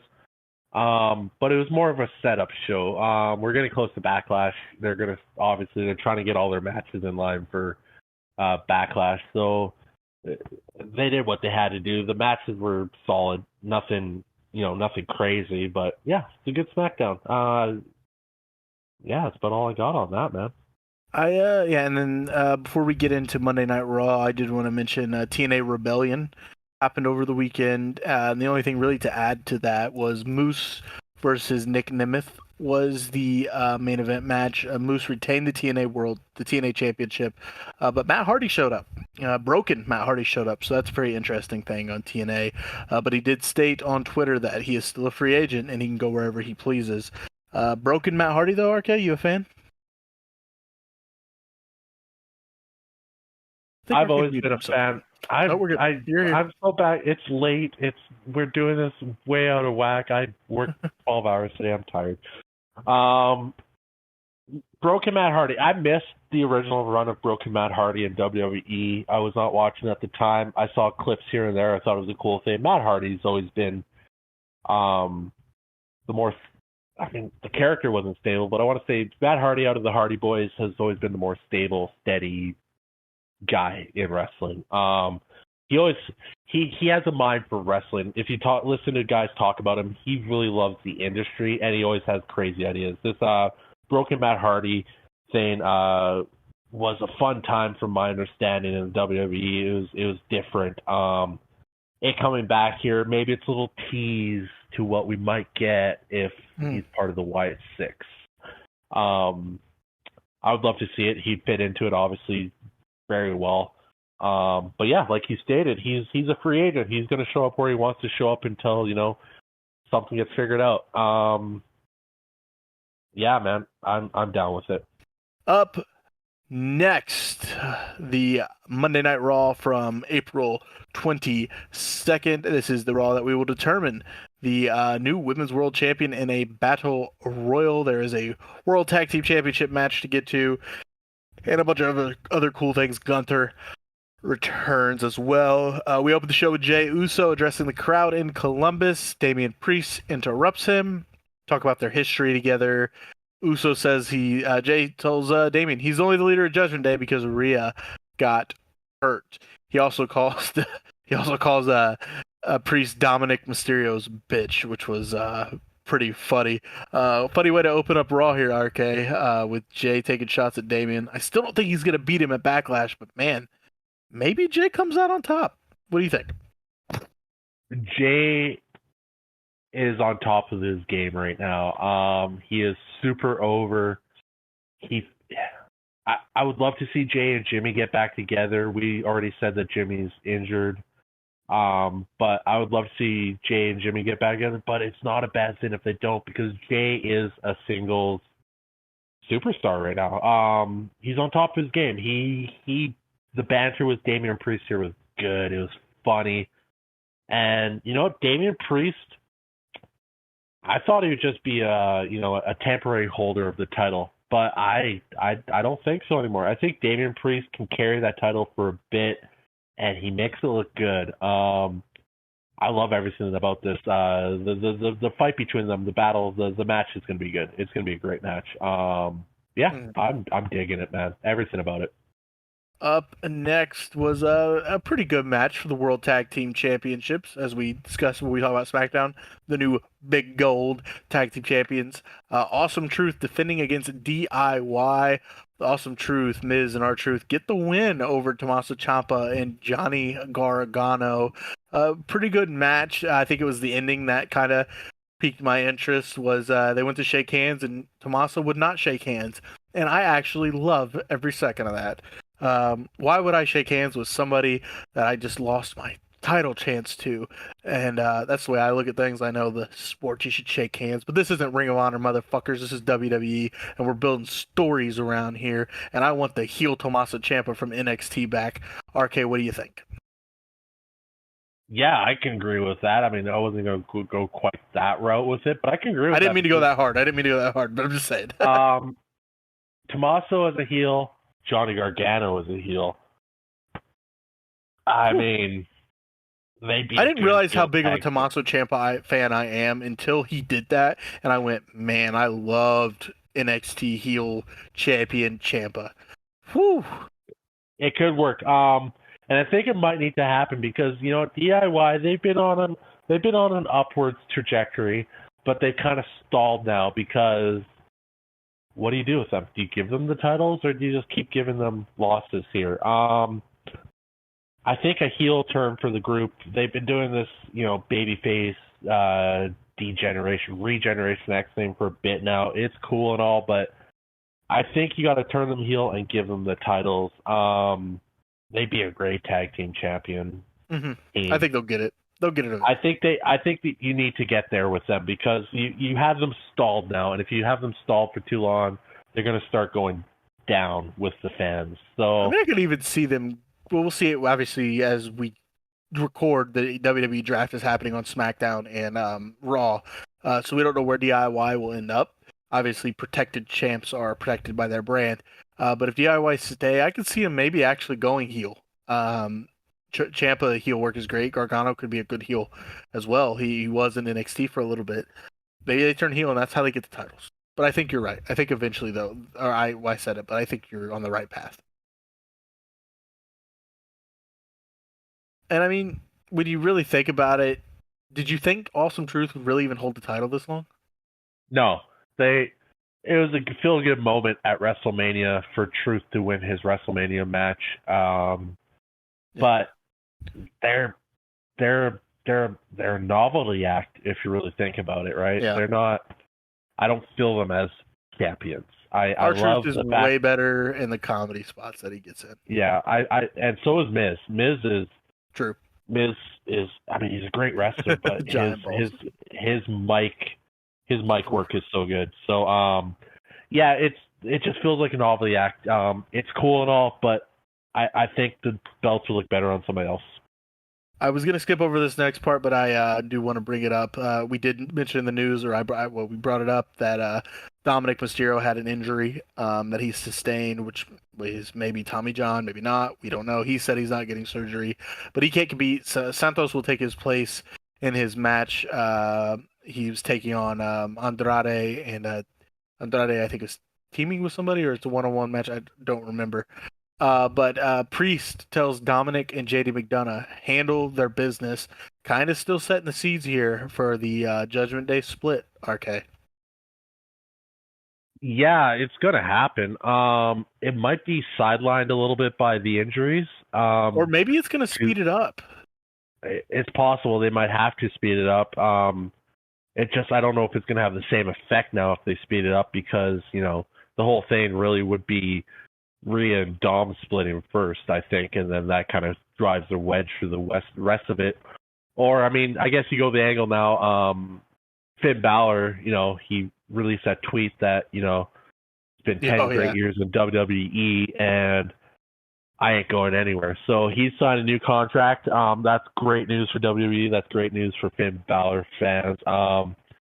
Finn Balor's a main event guy. So, yeah. I mean, I could see them spinning it where Finn Balor gets jealous of Priest having the title. I was thinking more along the lines of maybe Finn, with Rhea being hurt, and as we've all seen, Rhea's kind of like that glue. She was the glue. We saw that when she was injured and they hugged, and it's, sad she's gone. Maybe it's Finn realizing, oh, we're splitting at the seams here. Finn's trying to keep things together with Judgment Day, but he's losing grip, he's losing control. Damian is over the moon because he's the champion and he's got the big head and he's the guy running the show now. Finn's trying his damnedest, but he can't keep it together, turning him essentially a face in Finn Balor. And this is what I want personally. Maybe I'm fantasy booking here. The split happens, and Finn Balor is the one to take the World Heavyweight Championship off of Damian, because I think Finn deserves another run as a champion, as a main champion, and he really does deserve it. That's what I was thinking in my head. RK, we're gonna go off on those tangents, but what do you like that idea? I mean, yes, I and bring the demon back. Bring the demon back. He's retired that. Which actually I think would make it even more cool if it does come back because he says he's not going to do it again. I agree. I'm not sure. Like, basically, in the end, however they get there, I want to see Finn getting that title off of Priest. Yes. I think Damian Priest is doing an amazing job. Like I just finished saying, I can see him holding the title for a while, but Finn Balor is that guy. He's got a ton of charisma. He's got a fucking 8-pack. So, yeah, well, it's 10-pack. Those dudes ripped that. I mean, I wish. Yeah, he's so good in the ring. I love his ring work. He's fast. He's agile. He just looks good. And quote, like, did Finn Balor only win that title once? Or has he won the world title? That's it. I'm pretty sure. I am pretty sure he is only. He's held it for one day. Yeah, not even 24 hours. So you got a guy like that, and you never gave him another shot at the title. I don't know, man. Yeah, I mean, he's had his title shots, but yeah. Well, you know what I mean. You haven't put the belt back on him. Yeah. So, give him a proper run. Yeah, I agree. The return of Gunther comes out with Imperium, and he lets it be known to everybody that he will be the next king of the ring. And as soon as he said that, I went, "Yup, that's happening." New Day comes out. Xavier Woods said he is defending his crown, and he will be the 2-time king of the ring. And we get a New Day Imperium match again. And even Kofi and Xavier were like, "No, we've already done this." And they do the match. New Day gets the win over Imperium's Ludwig and Giovanni. Gunther is super pissed off, goes to the back, and we get the turn. Ludwig Kaiser turns on Giovanni Vinci with the approval of Gunther. Did you like the turn? Did you see it coming? I do like the turn. I I feel don't bad for Giovanni necessarily. because I don't know what he's I was doing. just gonna say I don't necessarily like it for Giovanni directly because, eh, are you only there because of the faction? Who knows? I hope Giovanni isn't just that, but it's hard to say. Ludwig has the look; he could probably make it on his own. Mm. Giovanni, not so much. Um, but I do love it. It's Gunther pulling the strings. He's the puppet master. Um, and it just makes Ludwig better. I think this kind of gives Ludwig even more of an edge than he had before. I'm all for it, 100%. Gunther Gunther is probably going to be the king of the ring, but fantasy booking in my head here again because I believe they've had matches in the past. NXT UK maybe are Ilya Dragunov's got to go somewhere. Yeah. Do we get Ilya Dragunov and Gunther in the finals for King of the Ring? Ooh, ooh, that'd be a banger of a match. Oh, and I'd have to look it up, but I'm pretty sure they've had banger matches They have, before. they have, So they yeah, definitely have. Maybe when I go to edit this after, we'll throw that on in. They had an NXT match. Banger. This so leads to so yeah, just think about that. King of the Ring, Dragunov, yeah. Gunther finals. Oh yeah. Oh, It could be another man that could be facing Gunther in the finals. It is Sheamus who interrupts Drew McIntyre as Drew's coming out to complain about everything again. Sheamus, who wants to see his friend Drew stop complaining. We get the body shaming from Drew. Just saying he stood up for Sheamus though, because everyone was making fun of him.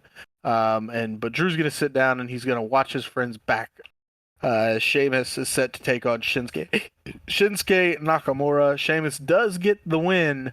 Um, I don't know where we're going with Drew and Sheamus here, but I'm okay with it because as WrestleMania 39, Sheamus, Gunther, and Drew put on a fantastic match for the Intercontinental Championship. I think Drew and Sheamus can also put on a fantastic singles match. But Sheamus will be in the King of the Ring, so him and Gunther may match up again. What do you think of this segment? And the match itself with Shinsuke was okay, but more so the segment with Sheamus and Drew. man, that segment was so much fun, and I'll keep saying this wrestling's fun Burger, again. burger, Burger after burger after burger. Sheamus was catching the internet flack for, being a little out of shape. Again, I already gave my comments on that. You guys can all just fuck off with that. But in WWE typical fact, words are escaping my mind right now. But anyways, yeah, this is a mess of a pod tonight, boys. Yeah. Sorry. But it's late. Anyways, in typical fashion of WWE, see, the word eventually came into my head. They flipped the script on it and they made it into a segment, and this was funny because it's a light jab. It's burger after burger after burger, and Drew's just on another level right now, and that just makes it so good. It's a heel move. It's good. The best part of this whole segment was when Drew's like, if you guys say what, you French kissed your sister, and the fans said what, and then you guys are sick. It's just he's so on it right now, and I swear to God, if they don't find another contract for that man, they fuck up. Yeah. But so good right now. That segment was everything. It's fun again. I'm gonna say this so many times tonight. Wrestling's fun right now. We get Sami Zayn talking about he can't wait to hear what Chad Gable has to say for his attack on last week's episode of Raw. Bronson Reed interrupts him and tells him that he plans to be the next Intercontinental Champion. He attacks Bronson and it gets broken up. We lead to Chad Gable in a suit heading to the ring with Otis, Akira Tozawa, and Maxine Dupree. The Alpha Academy wearing their normal gear. And Gable explains why he turned on Sammy, because he stole his moment and he was rubbing it in his face. Calls Alpha Academy a bunch of freaking losers. Calls Tozawa a loser. That Maxine is dumb as a box of rocks. And Otis is proven to be the biggest disappointment of them all, and makes them promise that they're going to help him capture the WWE Intercontinental Championship, and leaves them in the ring standing by themselves as he walks off. So, heel Chad Gable in a pretty sad segment. I hated seeing the sadness on Tozawa and Otis and Maxine's face, RK. I mean, the truth hurts, man. It really Oh, does. yeah, there you This is just Gable trying to get them to be better. He wants them to succeed, and sometimes you gotta be mean. I don't know where I'm going with this. go. Yeah, the segment was good, and this is something that the whole WWE universe, all the fans, myself, you, I know me, have been waiting for. Heel Chad Gable, 10 years waiting for this, and it's finally come out. This could be a generational heel run. Gable he just oozes that heel machismo attitude. I just love it. I want him to go full heel mode. And you know what? Yeah, I don't know what. It's gonna be so good. All the thoughts are running through my head, and I can't articulate what I'm trying to think at the same time because all the angles they could go with this. Yeah, Gable's gonna kill it. Gable is one of the most underrated guys in WWE, and he deserves this moment because he's gonna run with it, and it's gonna be so good. It's already starting. He tore apart. You know, it's so good. let's talk about another heel, Dominic Mysterio. Is confronted by Ricochet, who says that he's sad Dom isn't cleared, but he'll have to settle for beating Santos and JD.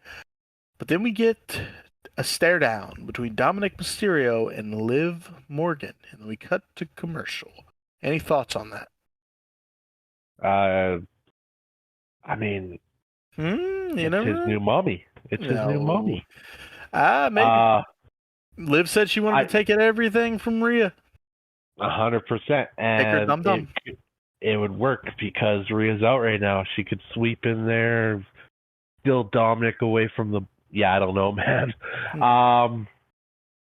Something's happening here. Where they go with this, it's going to be cool. Liv is on her revenge tour right now. We'll get into that a little bit later. I got some things to say, but yeah, it's setting things up, and you know. Again, typical WWE fashion. They're just leaving us wanting more. Like, what was that all about? We're going to find out. I mean, it's not going to take till December to find out, thank God, but we'll find out soon. Andrade and Ricochet beat Santos and JD. Just to further the story, Damien comes out, beats them both down, and tells Judgment Day they need him, and it's not the other way around, setting the seeds for the split, of course. Then we get the Battle Royal to determine the new Women's World Champion. It is Maxine Dupree, Candice LeRae, Indy Hartwell, Katana Chance, Kaden Carter, Natalia, Ivy Nile, Piper Nevin, Chelsea Green, Zoe Stark, Shayna Baszler, Nia Jax, Liv Morgan, and Becky Lynch. Becky picks up the win here. She is your new Women's World Champion. She eliminates Liv Morgan last after taking a couple bumps from Nia Jax on the outside. The best moment of this match was Chelsea Green using her brains. She was thrown out. The refs didn't see it, and she got back in. She ended up getting eliminated, of course. But Chelsea Green, as we've said many times, is fantastic in her role. She does it beautifully. What was your takeaways from the Battle Royale? Everybody's saying that Liv should have won it. I think you should shift your focus to Chelsea Green. Chelsea Green, I swear to God, this whole match I'm going, why not put it on Chelsea Green? I'd be down for it. I love Chelsea Green, man. She is so she's leaning into her character, and it's gold. Everything she does is gold. She's been on TV like nonstop for the last 3 weeks. She's been prominent in everything. Like, yes, that's what I want. But realistically, Becky Lynch winning the title here is the right move. Think about it. Like, yeah, Becky Lynch is like she's a known face right now. They're going on a huge year. Like the next 3 pay-per-views are out of country. Like you don't have Rhea right now. Who else can you put it? You don't have Charlotte Flair right now. Bayley's holding the title on SmackDown. Like, realistically, who are you going to put the title on that can sell tickets right now? And It's Becky Lynch. She is an established star. She's amazing. She's one of the she's part of the women's revolution. She's the four horsewomen. Like, how is this a bad thing? Everybody's saying, like, a month ago, everyone was going, how could WWE not giving her a new contract yet? That's crazy. It's Becky Lynch. She's the greatest woman wrestler of all time, blah, blah, blah. And then a month later, she wins the title, and everybody's going, why would you do that? There's so many other people, like Becky Hogan. Like, come on. Like, seriously, what are we talking about here? You fans are just so flip-floppy. Like, how do you get from one point where she's crazy that she doesn't have a contract to she's winning the title and that's crazy? Like, what do you want? Do you want to put it on Piper Niven? Like, where would that make any sense? Like, come on. Yeah. The only sense I'd make is putting it on Chelsea Green. But other than that, Liv Morgan, yes, I get it. She could hold the title. It would sort of make sense. But she's on a revenge tour right now. Do you want to just stop that story at this point without any real payoff to that story? No. This could lead up to a bigger match down the road in a couple months where Liv takes it off Becky. And then Rhea comes back, takes it off Liv. But you don't end that storyline at this moment because there's been no build to it. You're just killing a story dead in its track. So this was the right move. Like it, hate it, whatever you want to do, it was the right move. And I'm a huge Liv Morgan fan. I am a Liv Morgan stan. I got a damn trading card sitting on my MacBook right now as we do the episode. I love Liv Morgan, but I do agree this was the right move. Because the people complaining, let's tell the fucking story. Okay, it's, as you said, the revenge tour. And she said in her own words, the revenge tour basically ends when she wins the championship. Awfully quick for her to end the revenge tour. So now they're adding more layers to it. Her revenge tour is going to be against Becky now. And you know, all that. So I was okay with Becky winning. Liv didn't look bad in the loss, and we go forward. I think that Becky Lynch isn't going anywhere. She will be WWE till she dies. It's just obvious at this point. But the Becky Hogan stuff is ridiculous. It's completely ridiculous. Any other notes you want to add from Raw? No, that pretty much wraps it up. I mean, I said what I wanted to say. I was just reading all the comments about Becky just drove me insane because literally a month before, everyone was up in arms about her not having a new contract. Like, come on. She's not going anywhere. She's not going anywhere. She's WWE. Like, she's the champion, and she's the right champion. I mean, say what you want. The women's division is very strong. Yes, it is, but in the end, the faces of the women's division at the moment that stand out above everybody else, Rhea Ripley, Charlotte Flair, Becky Lynch, Bayley, they're the big faces. Like, it's wrestling, people. Like, come on. And I'd throw Bianca Belair and probably Jade Cargill in that right now. Yes. You know what I mean. I'm just saying, out of all the people that were in that battle royale, I mean, are you going to put it on Kate and Carter? Like, what? I thought they could have swerved us and put it on Maxine. Fuck it. Maxine, that would have just been funny, and I would have been for it. But it's just like me and wanting Chelsea Green to get it. It's just a personal want. But when you break it down to a business standpoint, Becky's the right choice right now. All right. Let's get into NXT Spring Break at Night 1. We'll go through the matches. NXT Championship Triple Threat match. Roxanne, Tatum Paxley, and Lyra Valkyria. Roxanne Perez picks up the win over both of them. Wasn't sure if this was the right call, because I thought Roxanne may be moving up. But maybe she's not. We'll see. I genuinely thought Tatum should have been the one to win this. What do you think? I think Roxanne's the right choice. You can't just take the title off Roxanne that quick. She just won it. You need more build to take the title off Roxanne, especially after the whole 1 year coming back to win the title thing. It wouldn't make any sense to have anybody else win the title in that match. Overall, yes, actually putting it on Tatum would have been cool. It would have been different, but again, this is more of a business move than anything. It's Roxanne's Well, Tatum Roxanne's woman sucks right though, now. right? Dave Meltzer said that, right? She's not that good, and she proved us wrong. She Well, had a hell of a I, move that she pulled off. So this match was fun. It was a good match. Like Roxanne is the right winner though. In the end, yeah, you don't want to keep the title on like these long, super long runs of like 2 years, 3 years, right. 1 year, 9 months. Like those are getting a little annoying. But having a title flip flop weekly, that's a bit too much of an overcorrection. So build up a couple months storyline, have a title change. But yeah, Roxanne's gonna hold it for a bit. She went through the whole story was her coming back and doing things for herself, and now she's doing things for herself, and she's the champion again. Going next, we learn your girl, everybody's girl. We love Thea Hale. She announced it was revealed she's facing JC Jane next week. I know you're looking forward to that one, RK. It's gonna be a great match. And this isn't just me because I'm enamored by Thea Hale. I think she's everything about her is just clicking in the wrestling industry, but she actually puts on really good matches. She's very fast paced. She's very athletic, and her matches they're not blow you away matches, but they're very sound, clean matches, and they're fun to watch. The next match on the night, D'Angelo family defeating No Quarter Catch Crew. I don't have much to add to this match. I think the right people won. Continuing, I think they're setting the seeds for Tony to go after the Heritage Cup that No Quarter Catch Crew holds on to. Anything you had with this match, or were you impressed with anything? Dempsey, man. I don't know, man. I haven't seen anything great from him.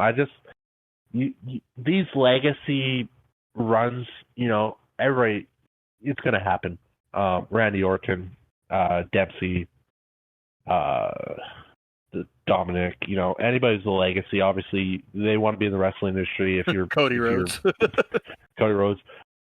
If you want to be in the wrestling industry and you got a famous parent that was in that wrestling industry, obviously you're going to have a chance.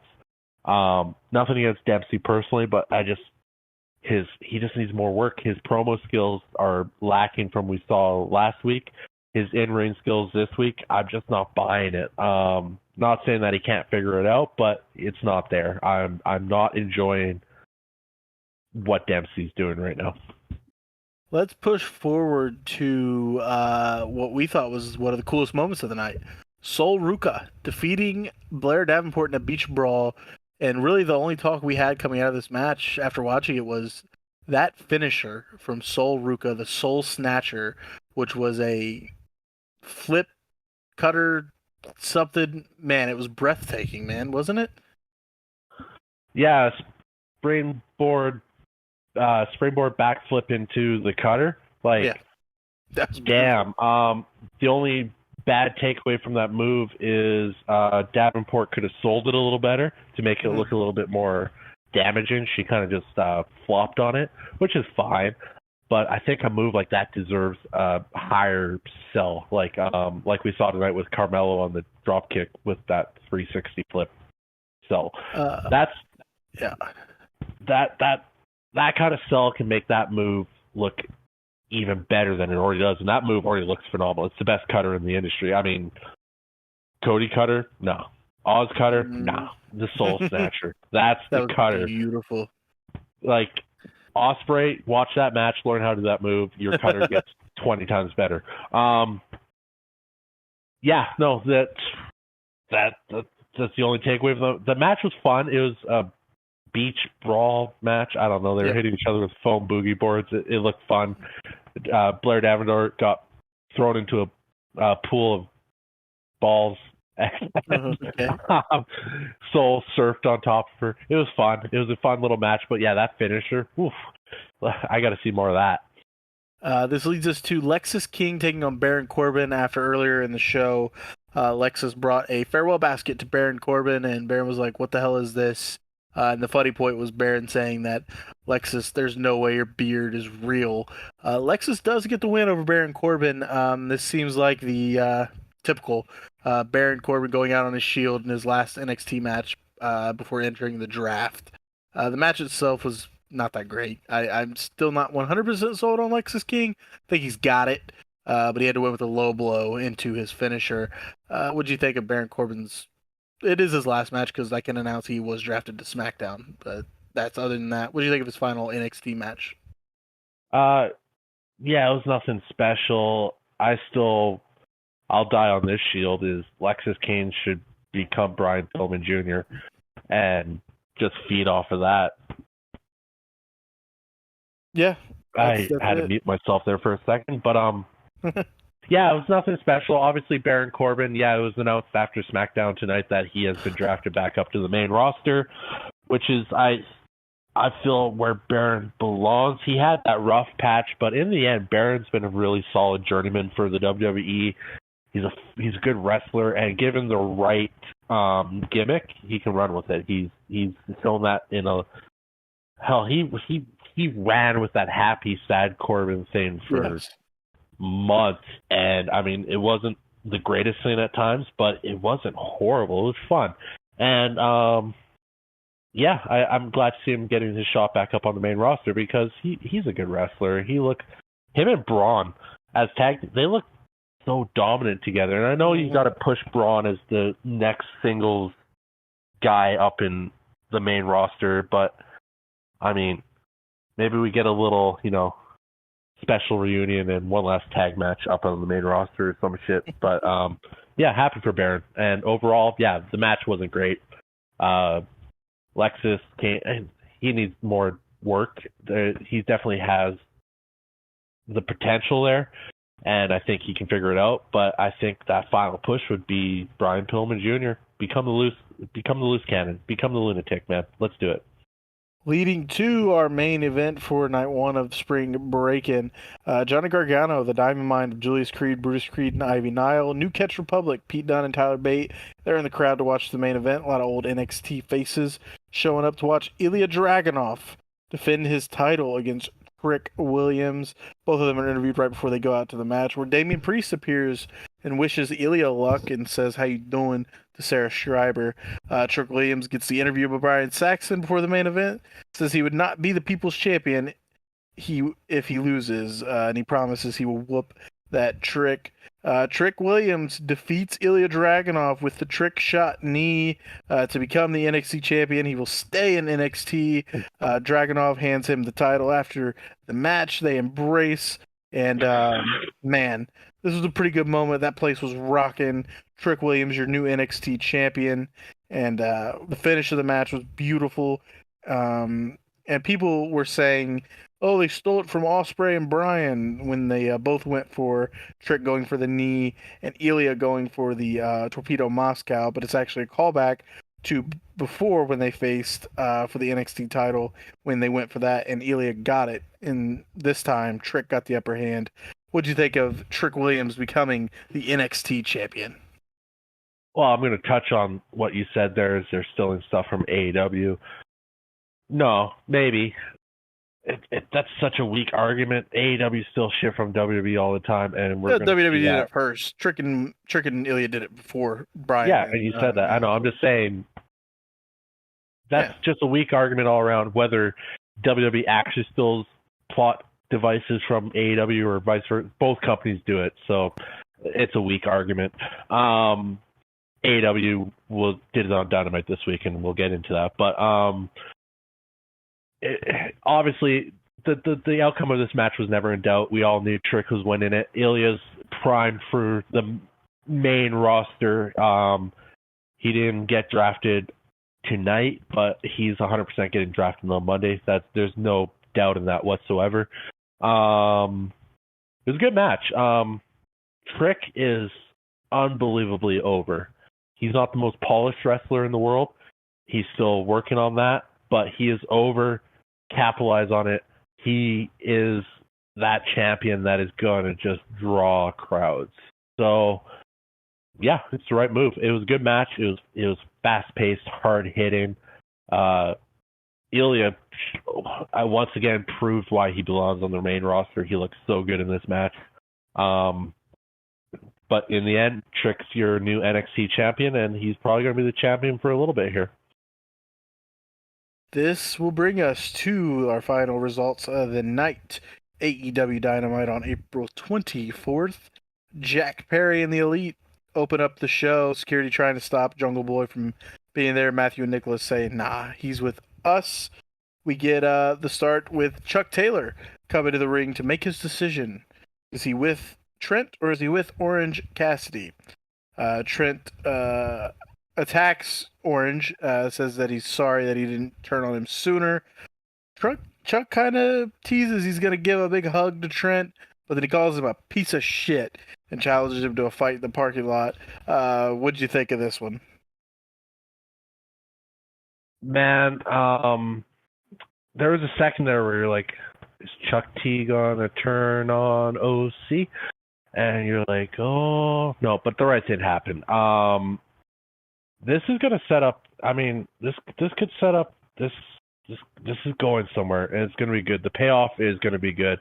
Ooh, OC versus Trent Beretta. That's gonna be a banger. Yeah, man. I'm gonna flip back and say WWE again, but I mean AEW's kind of figuring it out. You got to tell a story. This whole episode. You got to tell a story, and they're starting to figure it out, and that's not a bad thing, people. Yes, AEW is all about great wrestling matches. They do put on great wrestling matches, but as an overall promotion, you need a fucking story. And that's been my biggest gripe with AEW over the past year, is that their stories either fall flat, they don't make sense, or the matches don't make sense.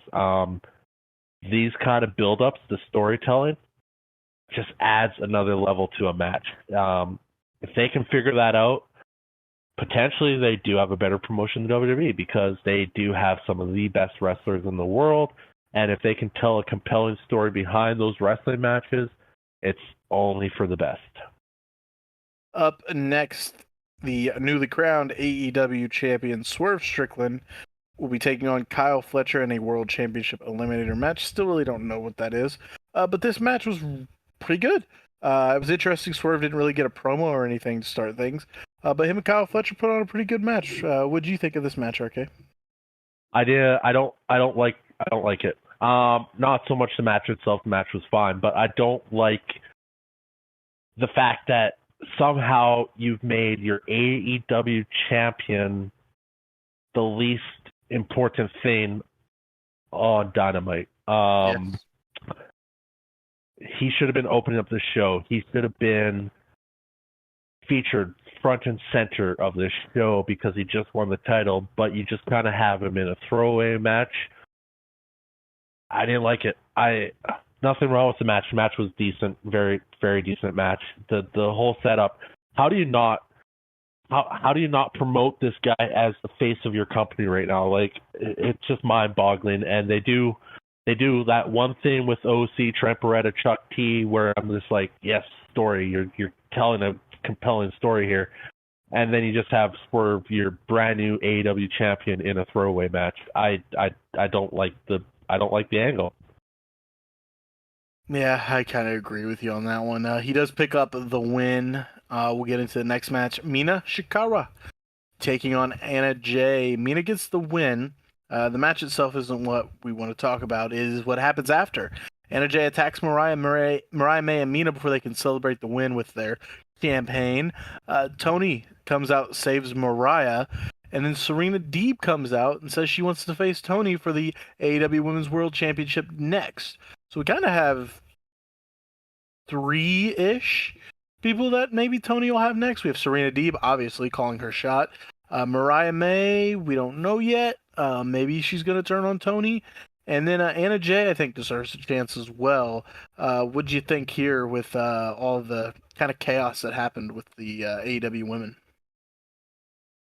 I don't understand why they keep making Anna Jay the least important part of these things. She's fantastic. Anna Jay is she's good. But the big takeaway is Serena Deeb showing back up. I can't help myself, but every time I see Serena Deeb, all I can think about is her getting her head shaved as part of the Straight Edge Society with CM Punk. Maybe it's a subtle. We can't have CM Punk, but we have Serena Deeb. I don't know. I'm just grasping at straws on that one. Don't hate me for it, but I kind of like this. It gives more opponents, like you said, to Tony Storm. It's further along the storyline. The Mariah May turn is going to happen. It's got to happen at some point. But the big takeaway was afterwards, and this is another wicked Tony Storm promo. The video I sent you of her talking towards Serena Deeb, just coming back and touching her title and stuff and all that stuff. It's good. Tony Storm is just on top of the world with her shit right now. It's so good. I'm not 100% fan of the after the fact TikTok promos on the website and not showing these on live TV. I think you could get more interest if you're showing these things on live TV. More people would, I'm not saying more people would necessarily see it, but I just feel like it would make more sense to have it on your live show, like, later on in the show or some shit. I don't know, but just putting it online, I feel like unless you come across it or you're purposely looking for it, you're not going to see it. But if you have it on live TV, I'm watching the show, you have it there, I'm going to see it, and I'm going to be compelled by it. It's storytelling. So that's the only gripe I have with those per se, but it's not a bad thing. I mean, it's still killing it with the promos. I just wish, they were on live TV. Yeah, I agree with that. Up next, we get revealed that Jack Perry and Tony Khan will be meeting face-to-face in the ring later on in the show. Willow has her TBS title celebration. Mercedes interrupts, per usual. Willow saying she has to beat Mercedes at 100% to prove that she is worthy. Mercedes goes to walk away, but Chris Statlander grabs her arm, and Mercedes slaps the shit out of Willow Nightingale. Chaos ensues. I think this leads more into what you were saying, RK. You kind of wish we just had already had a Mercedes match. Yeah, like I said, I think if they knew that Mercedes was not cleared to wrestle, they shouldn't have jumped the shark on bringing her in. You could have saved it for Double or Nothing, where she was actually ready to wrestle. It's not bad having Mercedes there doing her thing. She looks great every time she's out there. She has a knock on her that she shouldn't cut the greatest promos. I think she's doing just fine with her promos, but I really want to see her in the ring. I want to see her wrestling. That's what we want. So I think they jumped the shark a little bit on this one. I know that they had big business all planned out ahead of time and big announcements and everything, but I mean, you already had Will Ospreay and Okada coming in at the time, and you could have pushed Mercedes back and made it felt more impactful to the business. Yeah, that's my takeaway from it. I just think that they jumped the shark on bringing her in. Up next was the Casino Gauntlet match. The winner would be taking on Roddy Strong at Double or Nothing for the international title. This Gauntlet match ended up including Lance Archer, Jay Lethal, Jay White, Dante Martin, Kyle O'Reilly, Commander, Penta El Zero Miedo, and Will Ospreay. The Gauntlet match basically was two competitors start, and after certain intervals, others were able to join. It was the first one to get a pinfall would be the winner. Will Ospreay ends up getting the win, and he will take on Roddy Strong at Double or Nothing. Roddy Strong, of course, at the end comes out with all of the members of Undisputed Kingdom to confront Ospreay. I was back and forth with this match. I was dealing with some stuff here at home. But what can you take away from this match? Man, when this match started, you and I were both sort of, what are the rules of this match? What is it? Why is it called a gauntlet match? First pin went, like, I was so confused, and then you're like, oh, I gotta deal with some shit. He took off, and then all of a sudden shit started popping off. Kyle O'Reilly comes out, he starts beating ass, and then Will Ospreay comes out, and I'm just like, what's going on here? I'm like, and you're gone, and I'm just like watching and going, this match is awesome. This match just, like, it went from 0 to 100 in like a matter of 5 seconds, and I was just like, I don't know what's going on here, but I love everything that's happening. And man, the coolest part of that, and Will went for the Tiger Driver, and then he paused and was like, no, I can't. Like, man, That's good. That's again storytelling. He's like, oh, I just hurt Danielson with that move. I said I'd retire. What am I doing going for it? And it caused enough of a distraction to create some havoc. I get the storytelling aspect, and I'm happy they're like I said, this episode was a lot of good storytelling, and we'll get to the big one at the end. But yeah, and I'll kind of cut forward a little bit because with him not hitting the Tiger Driver and hesitating, Don Callis was backstage scolding Will about this, and says Powerhouse Hobbs is going to win a championship gold for the family, which is like I said, storytelling. Yeah, man, that back thing, like, it's just adding more to the inevitable split of Osprey from the Don Callis family.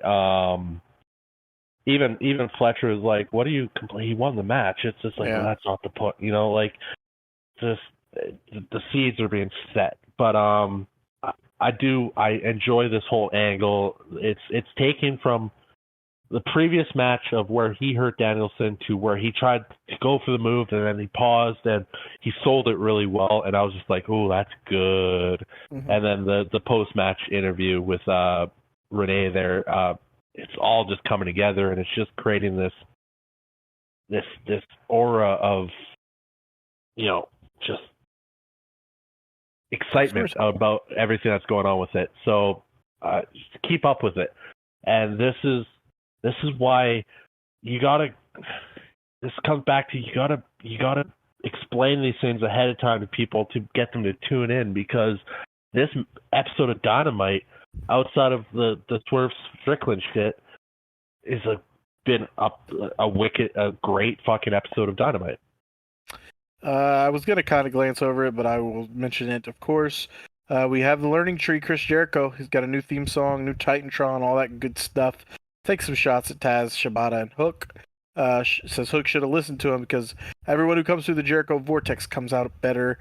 Big Bill comes in, says he wants to be under the Learning Tree. Jericho says he's been a fan and he will be watching to see if what he says is true and if he's a good fit for the Learning Tree. Any comments on the Learning Tree, Chris Jericho? No. The IWGP World Heavyweight Championship.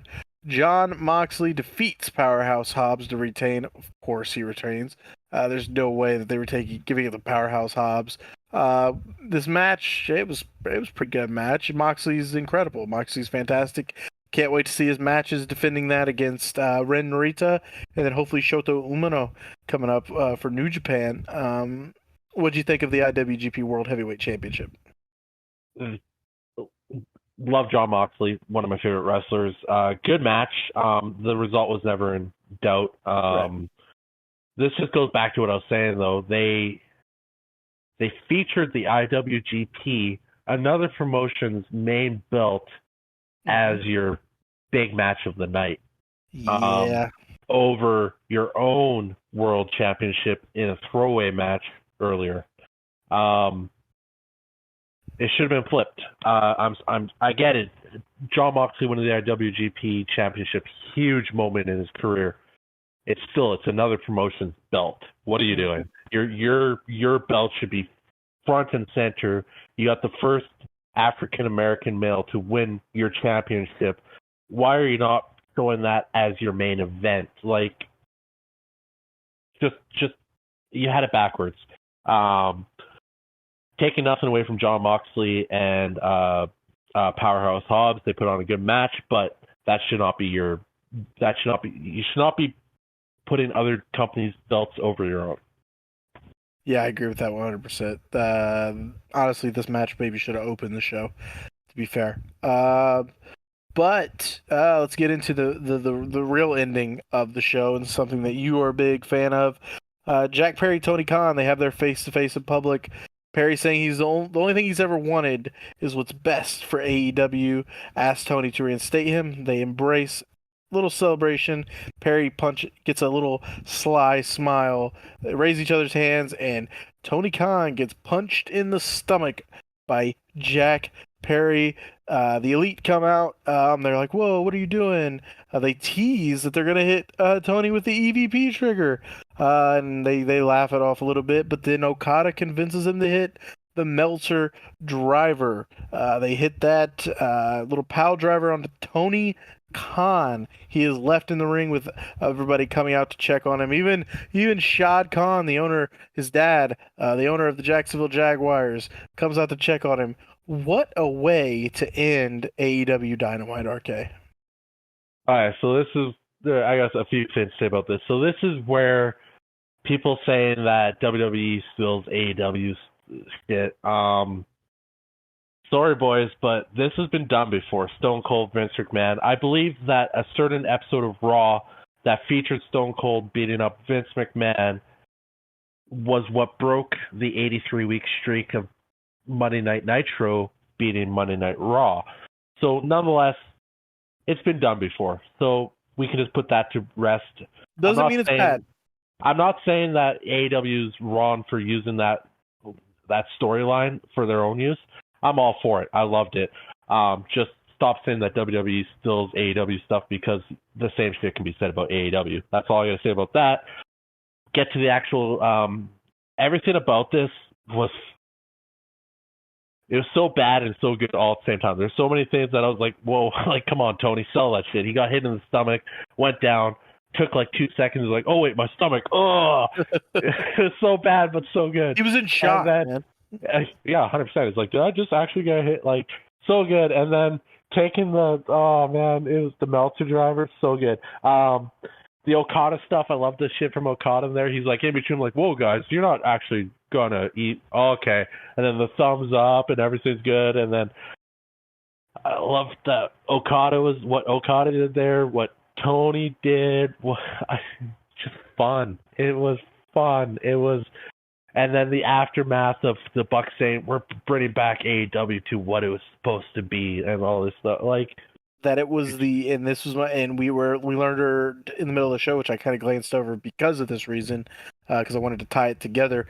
Kenny Omega will be back on AEW Dynamite, they're in Canada, and Winnipeg, and there's a moment, I think it was off air, but I think it was Nicholas that looked in the camera and said, "This is the best version of the Elite." Now we have Kenny Omega coming back to TV, so pretty cool to see what they go with there. And I wanted to also add that Tony Khan, he's keeping it alive, man. The NFL draft going on. He was in the Jacksonville Jaguars war room. He had a neck brace on. I love it. I love it so much. Good job, Tony. For once, good job. And I was kind of happy to see him take a fucking Meltzer driver. Wish they would have. Never mind. But it was really good. It was really good. I loved every second of this. And yeah, man. Tony keeping kayfabe alive? Nah. I was hoping, we even said afterwards, like, that motherfucker better show up to the draft in the neck brace. And he did. And he did. So, bravo, man. Good shit. Like I said, the whole segment was kind of campy. It had its, kind of, dude, sell better. Like, come on. But I love it. It's, some people are going, man, you guys really, like, gone too far. This is going to ruin it all. No, this just makes it good. This makes it compelling. I want to tune in next week to see what Kenny Omega has to say about this, because they're in Canada, they're in Winnipeg, they're in his hometown. Kenny Omega hasn't been around forever. He's been fired from the Elite. The Elite are running amok in AEW. Is Kenny coming back to say, to come back and chastise them, or is he going to be on their side of this? What's going to happen? I can't wait to tune in next week to see what happens. This is compelling, because it's just like, where are you guys going with this? I hope that they can continue to work with it really well, because we know AEW has kind of a hit or miss track record of carrying out long-term storytelling. The Devil being one of those. Yeah. But man, how they're setting this up so far, and then Tony Khan, keeping kayfabe alive at the draft. I mean, again, it was a little silly, because Pat McAfee even said, hey, if you're gonna sell the neck thing, maybe you shouldn't be turning your head left, right, up, and down. Well, you got a neck brace on. Maybe, sell that shit a little bit better. But regardless of that, still so good. And you even got NFL's media team Everywhere.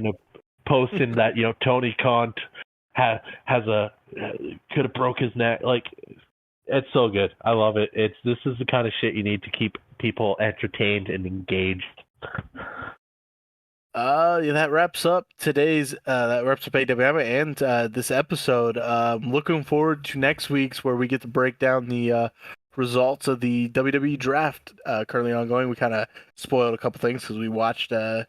We didn't really spoil any of the ones that happened on TV. Just a couple of the Baron Corbin and stuff that was actually done on social media after the fact. AEW Dynamite. Looking forward to see what Kenny Omega has to say. NXT Spring Breakin' Part 2 will be taking place next week as well. So much wrestling to look forward to, RK. We got more pay-per-views, of course, lining up. Whew. This episode was a long one. It was a struggle one, a late night, because, at the end of the day, we both have lives and we have jobs to do. But still trying our best here. We tried our best to get this out and get it edited down, recorded, and out to you, and we will look forward to the next one. Any final thoughts from you, RK? Yeah, no, you hit it on there. This was a rough episode for us. We're both very tired at the moment. So we apologize if it's not up to the usual par. I still think we had fun with it. In the end, we're just two dudes talking about wrestling because we love it. We usually try to be a little bit more careful of muting ourselves and not unmuting ourselves. That's on me, and not muting myself when I'm having a coughing fit because I vape too much because I'm that guy. But whatever, it's a podcast. We're having fun, and in the end, we just love wrestling, and we'll talk about it as much as we possibly can. Yeah, there's nights we're both like, oh, fucking time to go to bed, and then an hour later we're still talking about wrestling. It's like, dude, Yes. fuck.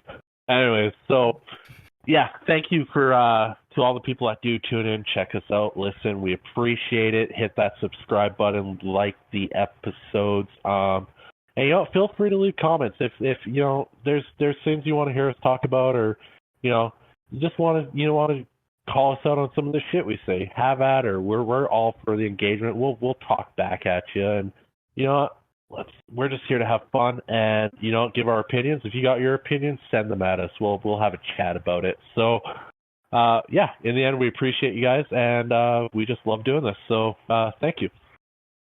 Thank you so much for tuning in to this week's episode of Top Rope Renegades This Week in Wrestling podcast. Like, subscribe, hit the little notification bell, all that good stuff that every YouTuber podcaster says. And we will talk to you in the next one. Thank you.